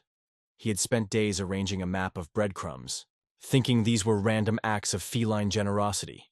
He had not imagined a human plan behind them, not a deliberate, sorrowful kindness. "Why now?" Sam asked. "Why start bringing things back after all this time?" The man's eyes caught the lamplight. He inhaled. "Because people forget," he said.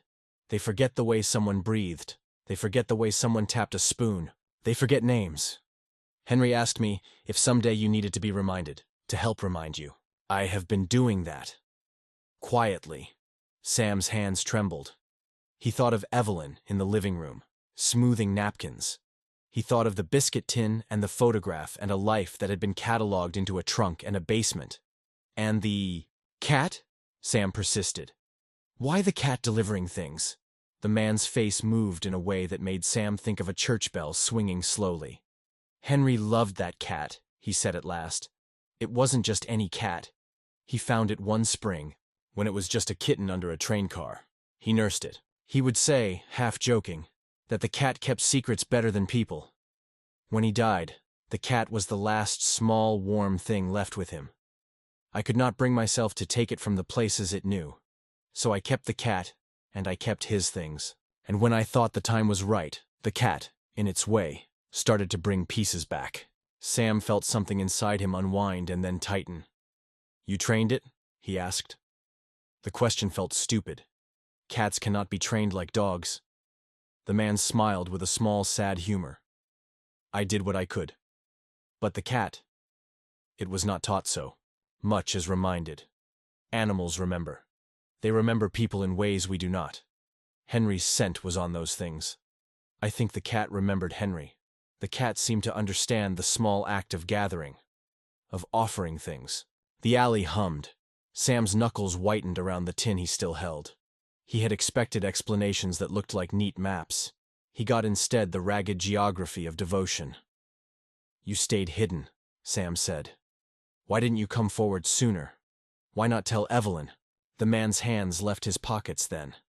His fingers moved like someone unwinding a long story. "Because it's complicated," he said. "Henry had reasons for the way he lived. He trusted me with things he could not tell his wife. He asked me to hold them because he was trying to protect people. There are memories that hurt people to know. He did not want Evelyn to be hurt by the truths that were tucked away in trunks. I promised. I kept that promise the way some people keep a vigil." Sam thought of promises and vigils and the odd architecture of duty. "But he left this," he said, holding up the photograph. "He left the keys. He left letters." "The keys were for safekeeping," the man said. "The photograph was how he wanted to be remembered. The letters, some were apologies. Some were confessions. Some were ordinary notes to himself. Lists of things he loved. I thought I could decide when to return them. The cat decided differently." For a moment, they both watched the cat. It sat like a small gray statue, tail curled neatly, eyes half-lidded. Then it lifted its head and blinked at them slowly, the way it had blinked at Evelyn through the door. The gesture puzzled Sam with its intimacy. It was as if the animal were offering them time to breathe. "Do you think animals know when we're at our lowest?" Sam asked oddly. The question came out as if he had been waiting to say it. The man's face softened, like paper creased in the right place. "Yes," he said simply. "They know when we need to remember more than we need to know." Sam felt his throat tear. He had wanted a different kind of finding. He had wanted tidy closure. Life did not offer tidy miracles. It offered this: a ragged man who had kept promises, a cat that remembered, and a neighbor who had once loved the "I'm man in the photograph." "Show me," Sam said. The command was gentle. It sounded like a plea wrapped in a request. The man nodded, as if this was all he had been waiting for. He led Sam to a door in a brownstone 2 blocks down that smelled faintly of lemon and old paper. The door opened onto a small room that had been lived in carefully and sparsely. Shelves lined the walls. On one shelf sat a row of labeled boxes. The man pulled one down and set it on the table between them. Sam's heart beat so hard he thought the sound might burst through his ribs. The man unfastened the string and lifted the lid. Inside were letters, envelopes worn thin by fingers, a cassette tape in its paper sleeve, a pair of gloves, a small tin that smelled faintly of tobacco and lemon, and, at the bottom of the box, a stack of photographs. The top photo was Henry at the pier, laughing. Sam's breath caught. The man picked up a letter and handed it to Sam with hands that trembled. "He wrote this for her," he said. "He wanted it to be read if she needed to know, but he also wanted it kept safe. He trusted me to be the judge." Sam unfolded the letter with a slow, reverent hand. "My dearest Evelyn," the handwriting read. The letters slanted as if pushed by someone trying to keep from crying. "If you are reading this, it means the world has shifted enough for me to let go. Please forgive me for the things I never found the courage to say. I left pieces of my life, in odd places, not to hide them from you, but to keep them safe until you were ready. If this brings you pain, then burn the pages. If it brings you warmth, then keep them as you like. I loved you, then, now, and always." Sam felt his vision narrow to a pinpoint. He read the letter again, this time seeing finally not the careful penmanship, but the small tremor of Henry's hand. The letter was an apology and a benediction. It was not scandalous.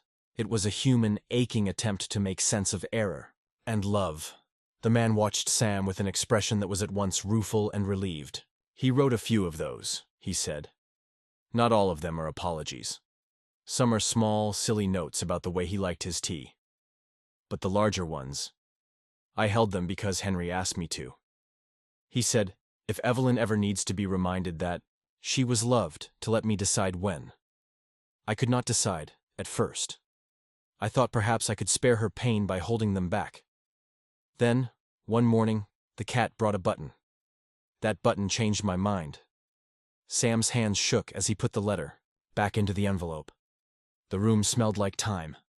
A kettle somewhere hissed as if affirming what was being said. "Why did you stay hidden?" Sam asked once more, softer this time. The man shrugged. "People make choices when they are afraid," he said. "Sometimes secrecy is a way to protect. Sometimes it's a way to avoid being judged. I stayed because I thought I was doing right. I stayed because I wanted to guard what Henry had left behind." Sam thought of Evelyn again. The way she smoothed napkins, the way she laughed when the cat chirped. He thought of how fragile her mornings could be, how easily a single loud truth could make them shatter. He thought of the man's face, calm and tired and thin with the kind of grief that has no theater. He saw now that this was not a neat story of betrayal or malice. It was messy. It was human. "Will you come back with me?" Sam asked. "Will you tell her?" The man's jaw worked. He looked as if he were considering the weight of his next breath. "I thought the cat would do it," he said. "I thought the cat would decide what to return and when. That cat has better instinct for timing than I do. But if you think she should be told, if you think she's ready, then yes." Sam swallowed. Evelyn waited in the apartment above like a small altar. For a moment he considered the possibility that the letters might be more than comfort. They might be rupture. They could change the shape of the last years of her life. He imagined the way a single revealed truth could unbalance a person who had rearranged the world to survive. "Do it gently," he said. "Please." The man nodded. "I will be gentle," he promised. "I owe her that." They walked back toward the building with the box between them. The cat patted at their feet like an unbothered priest. It stopped at the alley entrance and looked up at Sam with an expression that was impossible to read, then trotted ahead. The night seemed less heavy than before, as if a window had been left ajar and cool air was coming in. Inside, Evelyn was sitting with her hands folded. The lamp threw a pool of light across the table. The biscuit tins sat like a small, closed world. When the man entered, she straightened, as if something in her had been waiting for the right face to step into the room. Her eyes flicked to the photograph in Sam's hands, and then to the man who now stood very still. "Henry's friend," Sam said simply. The words were a bridge. Evelyn's face changed as if a cloth had been lifted. She studied the man for a long moment. "You knew him well?" she asked. "I knew him," he said. "I loved him in the way men sometimes love other men and keep it small because the world is not always kind. I promised him I would keep his things. I promised to bring them back when the time felt right." Evelyn's hands went to her mouth. She did not speak. For a moment she sat like someone whose heart had been rearranged by a gentle earthquake. Sam felt his throat close. He had imagined anger or confusion. What he saw on Evelyn's face was something softer and stranger, recognition and grief braided together. She lifted a hand, and the man took it like a fragile offering. He bowed his head. He did not apologize exactly. He did not need to. The apology was in the small, careful turning of his wrist. "You kept them for him?" Evelyn said finally. Her voice was not accusing. It was more like a question she had been waiting to ask. "Yes," the man said. "And when the cat started bringing his things back, I thought Henry wanted them to find their way home." Evelyn closed her eyes and breathed in. She drew the photograph of Henry into her hands and held it to her chest. A single tear left a clean trail down her cheek. Sam watched her. He thought of the small daily things that build a life. Cups left in sink, keys placed in bowls, letters folded into jackets. He understood then that Henry had been more complicated than any single photograph could hold. He had been a man who loved and who was loved. He had left pieces of himself in boxes, and those pieces had been kept safe by someone who understood the weight of small things. Evelyn opened her eyes and looked at the man. There was no theatrical moment of revenge. There was instead a softness that seemed to wrap around him. "Thank you," she said, "for keeping him, for being kind to what he left." The man swallowed. He was a man who had kept an enormous quiet for decades. Now, for the first time in a long while, he seemed relieved of something heavy. He handed Evelyn a small envelope. "He wrote this for you," he said. "He told me to give it to you if ever the time came." Evelyn's hands trembled as she slid the paper from the envelope. Her eyes moved over the lines. They flicked to the photograph, to the cat, to Sam. She folded the paper and tucked it into her hands. Sam felt a discreet ache in his chest. He had expected fireworks. He had expected dramatic scenes. He found himself astonished by the quiet, the way truth sometimes becomes a hand you hold instead of a storm you must weather. The man left after a while. He gathered his coat, and the cat, which until then had been watching from the step like a small oracle, twined itself around his legs. He looked back one time at Evelyn, and for a moment Sam thought he might say more. He simply smiled, an old and private smile, and walked away into the thin street. When the door closed, the room felt both emptier and fuller. Evelyn held the photograph close and breathed like a woman who had just been remade with old thread. The cat sat back on the mat, tail curled, and blinked very slowly. It had done what it had meant to do. It had been a bridge. Sam sat down next to Evelyn. He took her hand. It was thinner than he remembered, but warm. For a while no one spoke. The radio murmured. The kettle hissed in the next room. Then Evelyn looked at Sam with a softness that made him want to cry. "He always kept small things safe," she said. "He told me once that some things belong to the heart more than to the world." Sam felt the last piece of the map fall into place. He thought of Henry's voice. He thought of the man who had kept a vigil. He thought of the cat that had delivered a lifetime in trinkets. He realized, with a weightless certainty that made his chest ache, what the cat had been trying to tell them all along. It had not been bringing trinkets to make a mystery. It had not been being mischievous or random. It had been carrying memory back home. The way it pressed its head against the door every evening. The way it left items like offerings. The way it sat like a sentry for the biscuit tin. All of it made sense now. The cat had been Henry's last messenger. It had been delivering, in its own animal way, the small things Henry wanted Evelyn, to have.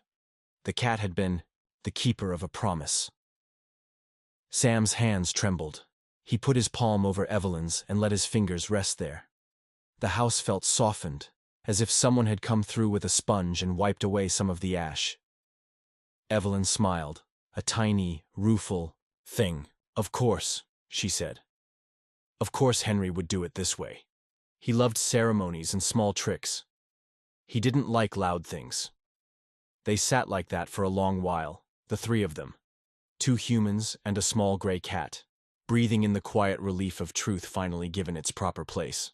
Outside, the night moved along with its indifferent commerce.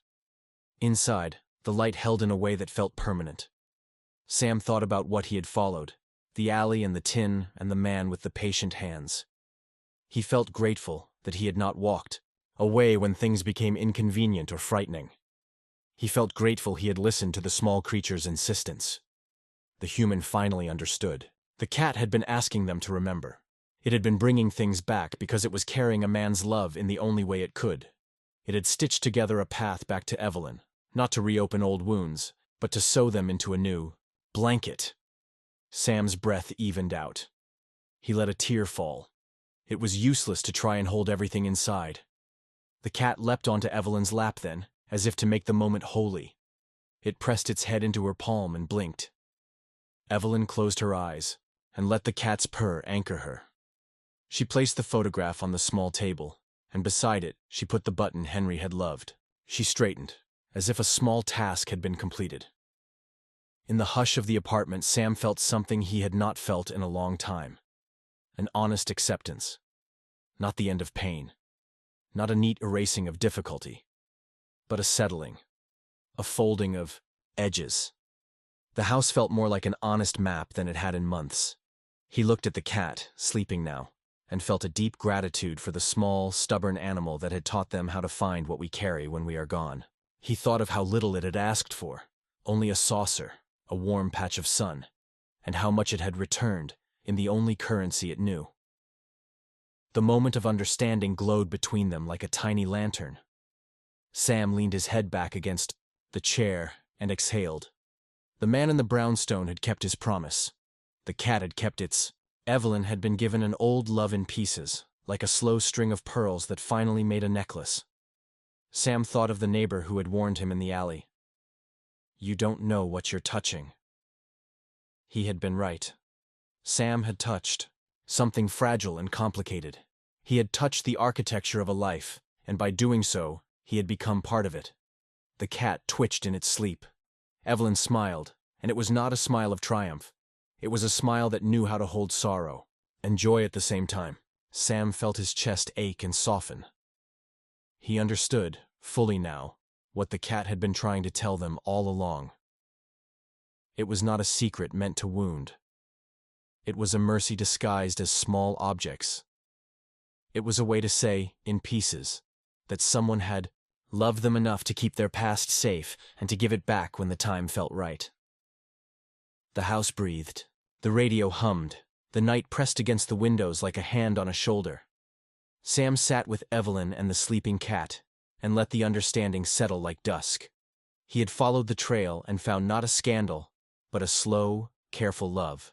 Imperfect, armored with shame, but tender. He had found a man who had kept a promise and a cat who had been its smallest ambassador. When at last he rose to turn out the light, the cat lifted its head and watched him with sleepy gold eyes. It blinked once at him, then twice, as if to close a book. Sam bent and kissed Evelyn's forehead. He whispered, not to startle the quiet, "We'll keep the promises." Evelyn's hand closed around his. "Keep them warm," she said, the words the same as Henry's on the scrap of paper. "Keep them near." Sam nodded. He knew what must be done next. He knew there would be other revelations, other small items to return. He knew that some things would hurt. He also knew that the cat would keep bringing them back, one by one, until there were no more boxes to open. And in that knowing, in that gentle, terrible acceptance, the human finally saw what the cat had been trying to tell them all along. The morning after the brownstone door had closed behind the man and the cat, the apartment felt different in the way rooms feel after rain, washed, clearer, and somehow softer at the edges. Light came in with fewer sharp lines. Dust motes seemed less lonely. The radio played a morning show Sam hadn't bothered to listen to in months, and it sounded distant, like voices on the other side of a thin curtain. Evelyn sat at the kitchen table with a stack of letters in front of her. The biscuit tin was open beside them. The photograph of Henry turned face up like a small altar.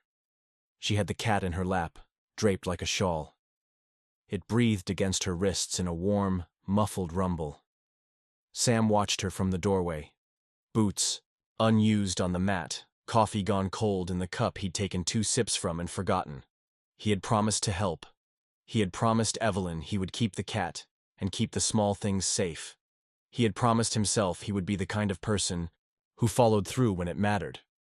Promises can be simple in words and hard in living. This one felt, suddenly, luminous. Evelyn unfolded the first letter. Her fingers moved with the slow, deliberate care of someone turning a fragile page. She read a line, and then another. Her eyes grew wet, and for a moment she laughed with the soft surprise of someone hearing an old, beloved song on the radio. It sounded like someone remembering a joke. The letters were not the thunderclap Sam had feared. They were quiet. They were the small, honest things Henry had not said aloud. He had written about a morning when the tea kettle refused to whistle for a whole week, and how much he loved Evelyn's stubborn way of rescuing it. He had written apologies that were precise and human. He had written, at the end of one page, a sentence that made the room tilt with its gentleness. "If I could find my way back to you 1,000 times, I would choose the slow hours, the tea, the way you fold napkins. I have always loved the small things." Evelyn's hands shook as she read. She pressed the letter to her chest. The cat purred like an engine finally firing. Sam came over and sat beside her. He slid his hand across the table and covered hers. They did not need to say anything. The letters were saying what needed to be said. Over the following days, the small rituals returned. Sam would make 2 cups of tea. He learned how to pour just the way Evelyn liked it, barely scalding and with a lemon peel tucked in if the weather called for courage. He would leave a saucer on the second step. He would check the mailbox after work and sometimes find another ribbon, or a beat-up ticket stub, or a photograph tucked like a bookmark into the building's ledger. The cat continued its little pilgrimages. It still kept secrets. It still arrived as if it had somewhere important to be. Neighbors became more than neighbors. Maria from 2C began to leave little packages at the foot of the stair. A loaf of bread, a jar of preserves. She would tap softly and say, "For Evelyn." The mailman stopped by more often, lingering to watch the cat do its solemn patrol. The superintendent, Frank, came by with a thermos and took to sweeping the stoop in the mornings. The small orbit of kindness grew dense enough to feel like a new weather pattern. Words seeped out, in the way good things seep out. Slowly, softly, via a shared gossip and the smell of tea. Someone on the block, who had a daughter who worked in a local paper, asked if there was a story to tell. Sam bristled at the idea, then realized the story they had was not a spectacle. It was a quiet story, the kind that did better as a lifeline than a headline. They kept it that way. Evelyn read her letters aloud sometimes. She had a voice that folded stories like linens. The cat would look up from its nap, ears pricked, as if it were a congregation listening. There was a night when she read a small, cheeky note Henry had left about their first holiday together. She laughed until the light danced on her wrists. It was a laughter so full of bones it sounded like recovery. But the story's tenderness did not mean life had smoothed every thorn. The moving parts of a human life still required tending. There were phone calls with doctors. There were forms to sign, and Sam, who had learned in recent weeks how to measure his life's duties with a gentler scale, handled them with the new patience he'd been taught by an animal that measures the world by where it will curl up next. The man from the brownstone reappeared often enough to be called a friend. He brought boxes of the things he had kept and arranged them carefully on Evelyn's living room floor. Each object was presented with a small story. The cat sat in his lap and blinked slow, the way cats do when they know a household is healing. Sometimes he shared frontline bits of Henry's past, not scandal, just the awkwardnesses and brave smallnesses of a life. People are rarely one thing.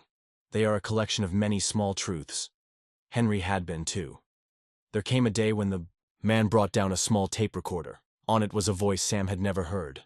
It was Henry's. It was a half-laughing, half-serious Henry, telling a story about how he once lost his hat on a ferry and how he had been left with nothing but the way the wind had smelled. The recording ended with Henry saying something simple and absolute. "If you find these, don't be ashamed. Love is the easiest and the hardest part." Evelyn listened with the cat on her lap and her thumb drawing circles on its head. When the recording ended, she closed her eyes and pressed the recorder to her cheek as if it were a small relic. She breathed out a long breath and then said, "He sounded like a younger version of himself." Her voice was steady. There was no volcanic catharsis. There was a settling, as if a house had been cleaned of old dust and the floor now showed its pattern. The final gift came not in a single grand reveal, but as a series of small, deliberate acts. The man, who eventually told them his name was Jonah, helped Sam and Evelyn hand the letters into a small wooden box that had belonged to Henry. They placed the photograph on top. Jonah explained he had kept some things because he thought revealing them too quickly might be like opening a wound with a blade. He wanted a slow salve. Then, on a quiet morning when the wind had a lull and the world seemed to agree to be gentle, the cat came home with a parcel tied in twine. Sam took it from its mouth. The package was light. He unwrapped it carefully, as if the thing inside might dissolve with haste. Inside was a small medal, tarnished, with an engraving on the back. Evelyn took it in her hand and turned it. To E. "With all my small, brave love." H. Her face changed, not with surprise as much as with a recognition that the final, impossible thing had been returned. The medal had been Henry's. It had belonged to something he had wanted to be remembered by. It was not wealth. It was not grandeur. It was a token, a symbol of a man's attempt to be brave in the small things. Evelyn pressed it to her heart. She began to cry, tears that were cleansed by gratitude rather than grief. Sam knelt and wrapped his arms around his grandmother. The cat wound itself around their elbows like it was knitting. Jonah stood by the window, hands folded, the light painting him in a quiet gold. The house, for the first time in months, felt like a vessel filled with enough light to buoy them all. Not because the past had been rewritten, but because the past had been acknowledged and placed where it could be honored. People often think closure is a tidy thing. It is not. Closure is a process. It is a string of mornings broken open by tea and letters. It is the careful, repeated act of showing up. It is the way neighbors bring bread. It is the way someone keeps a cat because the cat knows what to carry. One day, a small memorial gathered at Evelyn's living room. Not a public spectacle, not a plea for validation. Just a few people from the block.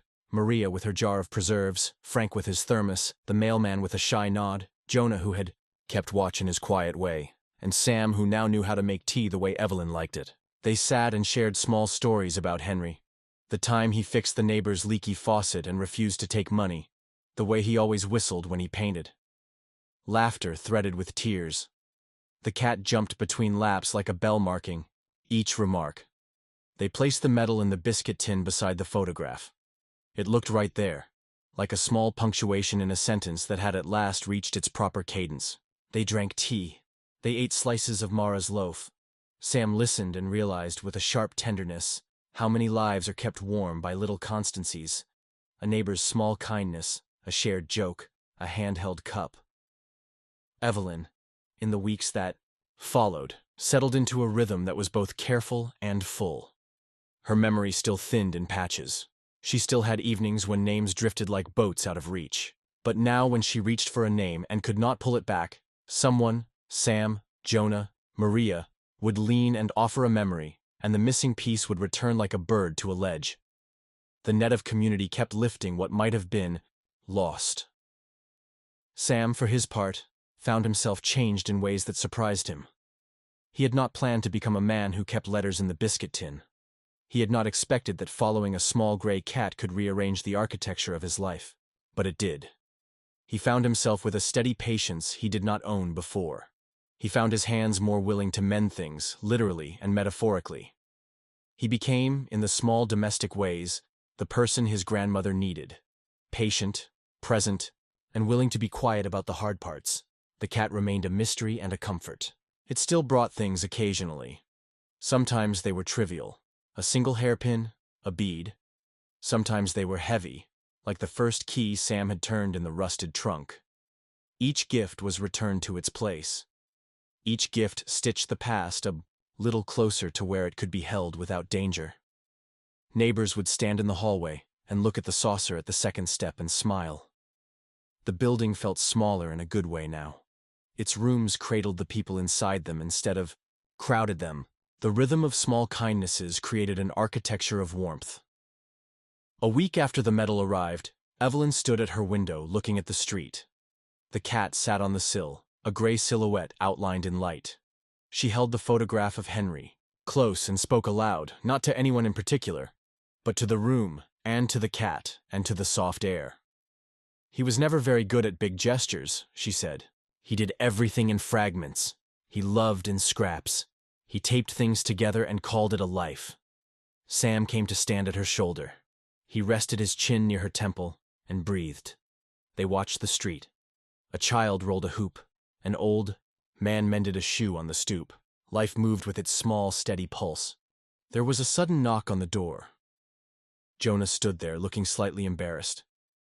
He held a small envelope in his hand. "I found this when I was organizing," he said. "I think it was meant for you." Evelyn smiled and took the envelope. She opened it. Inside was a short note in Henry's hand. The ink smudged a little, as if he had meant to write more, but had been stopped by something tender. "If at any time you want to dance again, come down to the corner by the bakery at 5.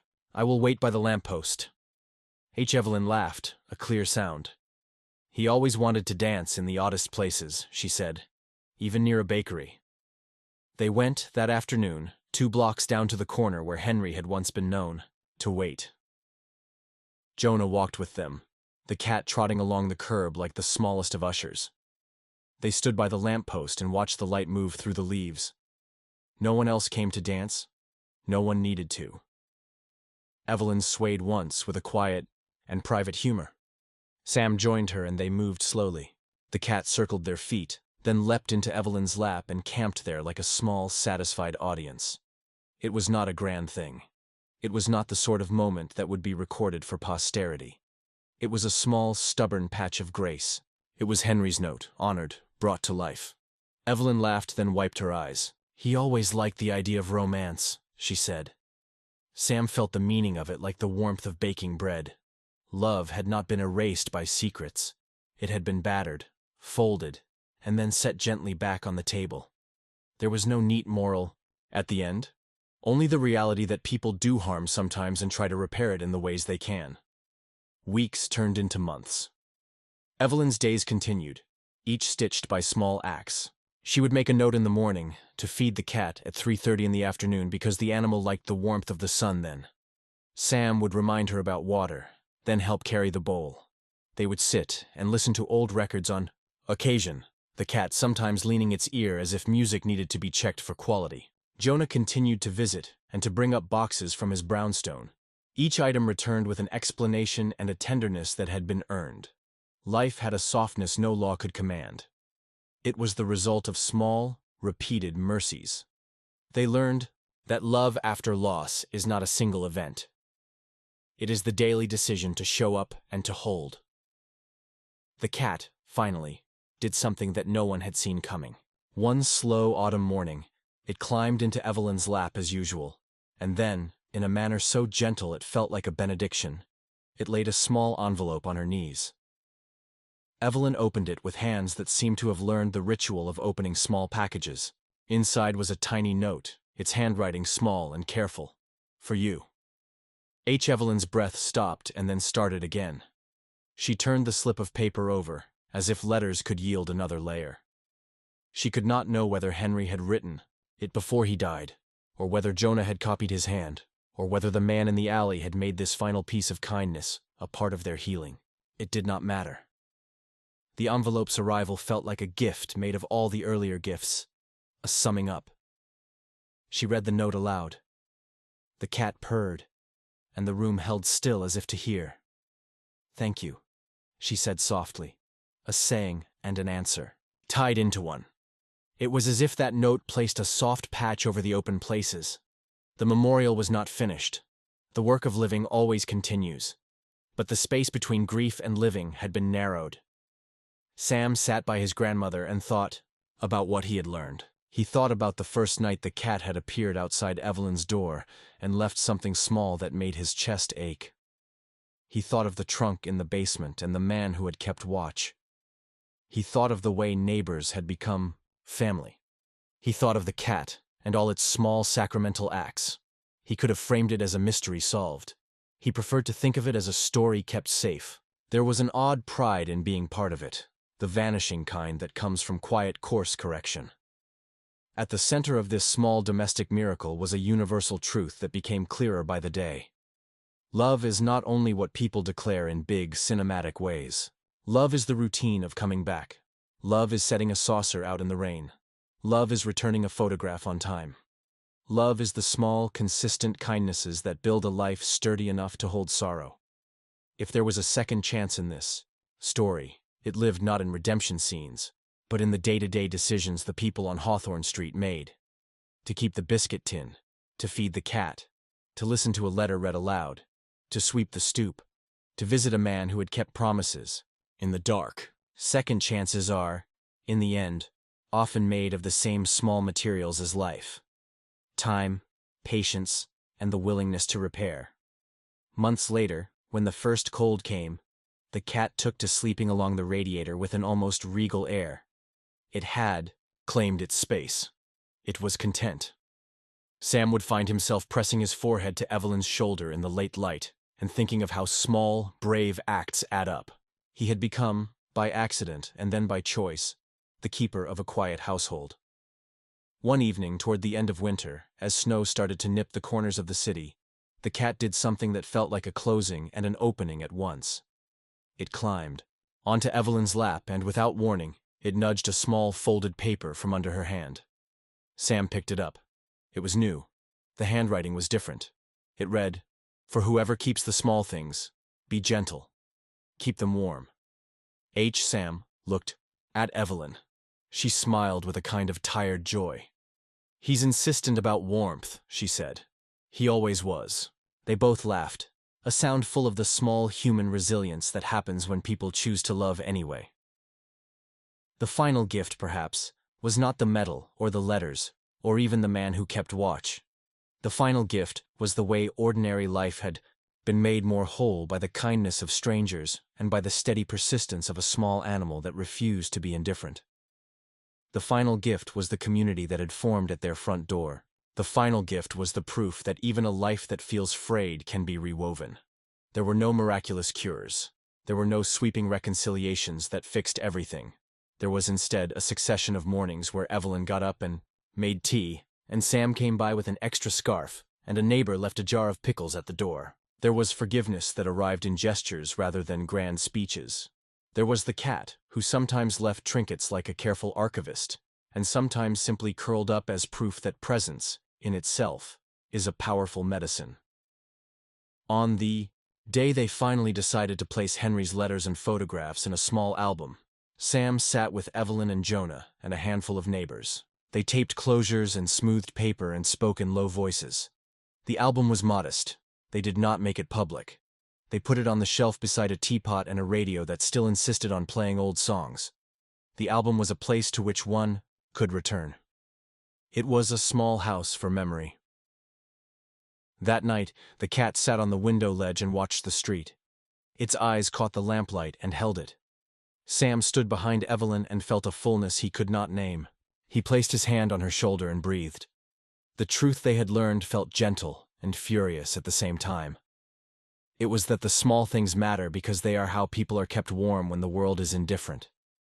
It was that promises, even those made in the dark, deserve the chance to be honored. It was that sometimes the most faithful messengers are the ones who carry only what they can in their mouths. The last strong note in this life, the thing that settled the house and drew a line from sorrow to tenderness, came on a clear evening, when Jonah knocked with another small package. He placed it on the table and said, "One more thing." He told them he had found it wrapped under a floorboard in the trunk, a stack of postcards Henry had written and never mailed. On the top was one addressed in a messy hand. Evelyn opened it. Henry had written about a life not lived, about a kindness he'd been too ashamed to speak of. He had written about wanting Evelyn to have it all, not just the good and the convenient, but the truth, messy and human, so she might understand the whole of him. The postcard ended with a simple requesting line. "If I have left you corners, that bruise, mend them with our memories." Evelyn read it and then folded it into her palm like a prayer. Her shoulders loosened in a way they had not in a long time. She looked at Sam and then at Jonah, and then at the cat, who blinked as if to say that the work of holding a life is steadying, not a one-time event. She told them it was enough. She told them she had been given what she needed, truth tempered, with tenderness, and the community that would carry it. They sat until the hour felt late. The cat crawled into the biscuit tin for reasons no one could explain, perhaps because it liked the tin's cramped, warm shape. Sam turned off the lights, leaving the lamp on in the living room like a small harbor. He drew the blanket across Evelyn's knees. He kissed her forehead. "You kept your promise," she whispered to him, and to anyone listening. "Keep them warm. Keep them near." He nodded. He would, he thought. He would keep the small things safe. He would remember that love was made of scratches and bread, and the quiet act of returning a photograph found in an alley. Outside, the city moved in its indifferent rhythm. Inside, Hawthorne Street had been rearranged by little acts of courage. The cat had been the catalyst. Jonah had been the custodian. Evelyn had been the receiver of a life's last patient truths. Sam had been the keeper. The house had not been healed in one day. It had been healed 100 small days in a row. There was one last quiet that felt like an ending. The cat, mid-purr, raised its head and looked at Sam with eyes like tiny moons. For the first time since the whole thing had begun, Sam felt no urgent fear about losing what they had built. He felt a steady, abiding trust. He thought about the way the cat had arrived at Evelyn's door at the beginning. Small, gray, patient. He thought about the brass button, the key, the trunk. He thought about Jonah's patient hands and Henry's shaky handwriting, and about every neighbor who had chosen to bring soup, or sweep a stoop, or simply listen. Stories like these do not end, they rest. They continue in the way bread rises again when you let it. But this one had found a shape. It had a spine. It had a way to be retold with gratitude rather than ache. Sam stood by the window and watched the cat settle on the radiator, its breath a slow tide. He placed the biscuit tin on the shelf with Henry's photograph and the medal. The light made the medal shine like a small sun. He could see the outline of his own life, the ordinary, daily pieces that make a person whole when they are put in order. He smiled a small, private smile. Evelyn turned and looked at him. "You stayed," she said. He had stayed. He would stay. He would keep the letters warm. He would keep the cat fed and the saucer out when it rained. He would keep the teapot warm and the door open for anyone who needed a cup. There would be more. Small surprises, of course. The cat might leave another ribbon. Jonah might bring another box. They might discover another postcard underneath a lid. Life would keep doing the thing it does. Moving and surprising. And asking people to be brave in their small ways. And that felt like a conclusion that was also a beginning. Because in ordinary, steady gestures, the growing of a neighborhood that chooses care, the returning of trinkets that stitch a life back together, the simple act of sitting with someone while they read a letter, the world finds its way back to softness. The final act of grace is modest. It is not the swooping finale. It is the quiet continuation. That is the gift the cat gave them all.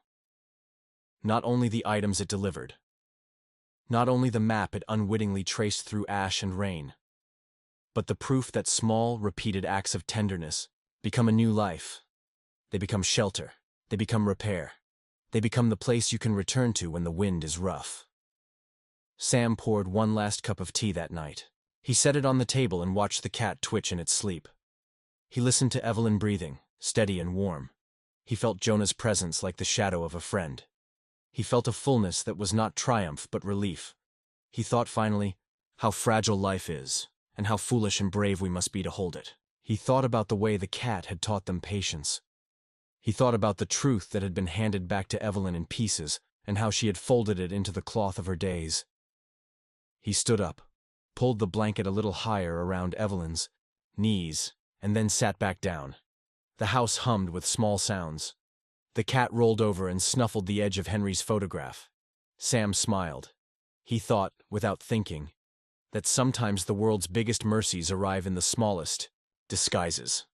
And even though the story had looped through mystery and fear and tenderness, it closed on a simple, stubborn truth. People are kept by the small things they love, and by others who know how to keep them safe. You stayed till the end. Thank you. If it felt like a soft hug or a warm purr in your heart, subscribing lets me bring you more moments like this.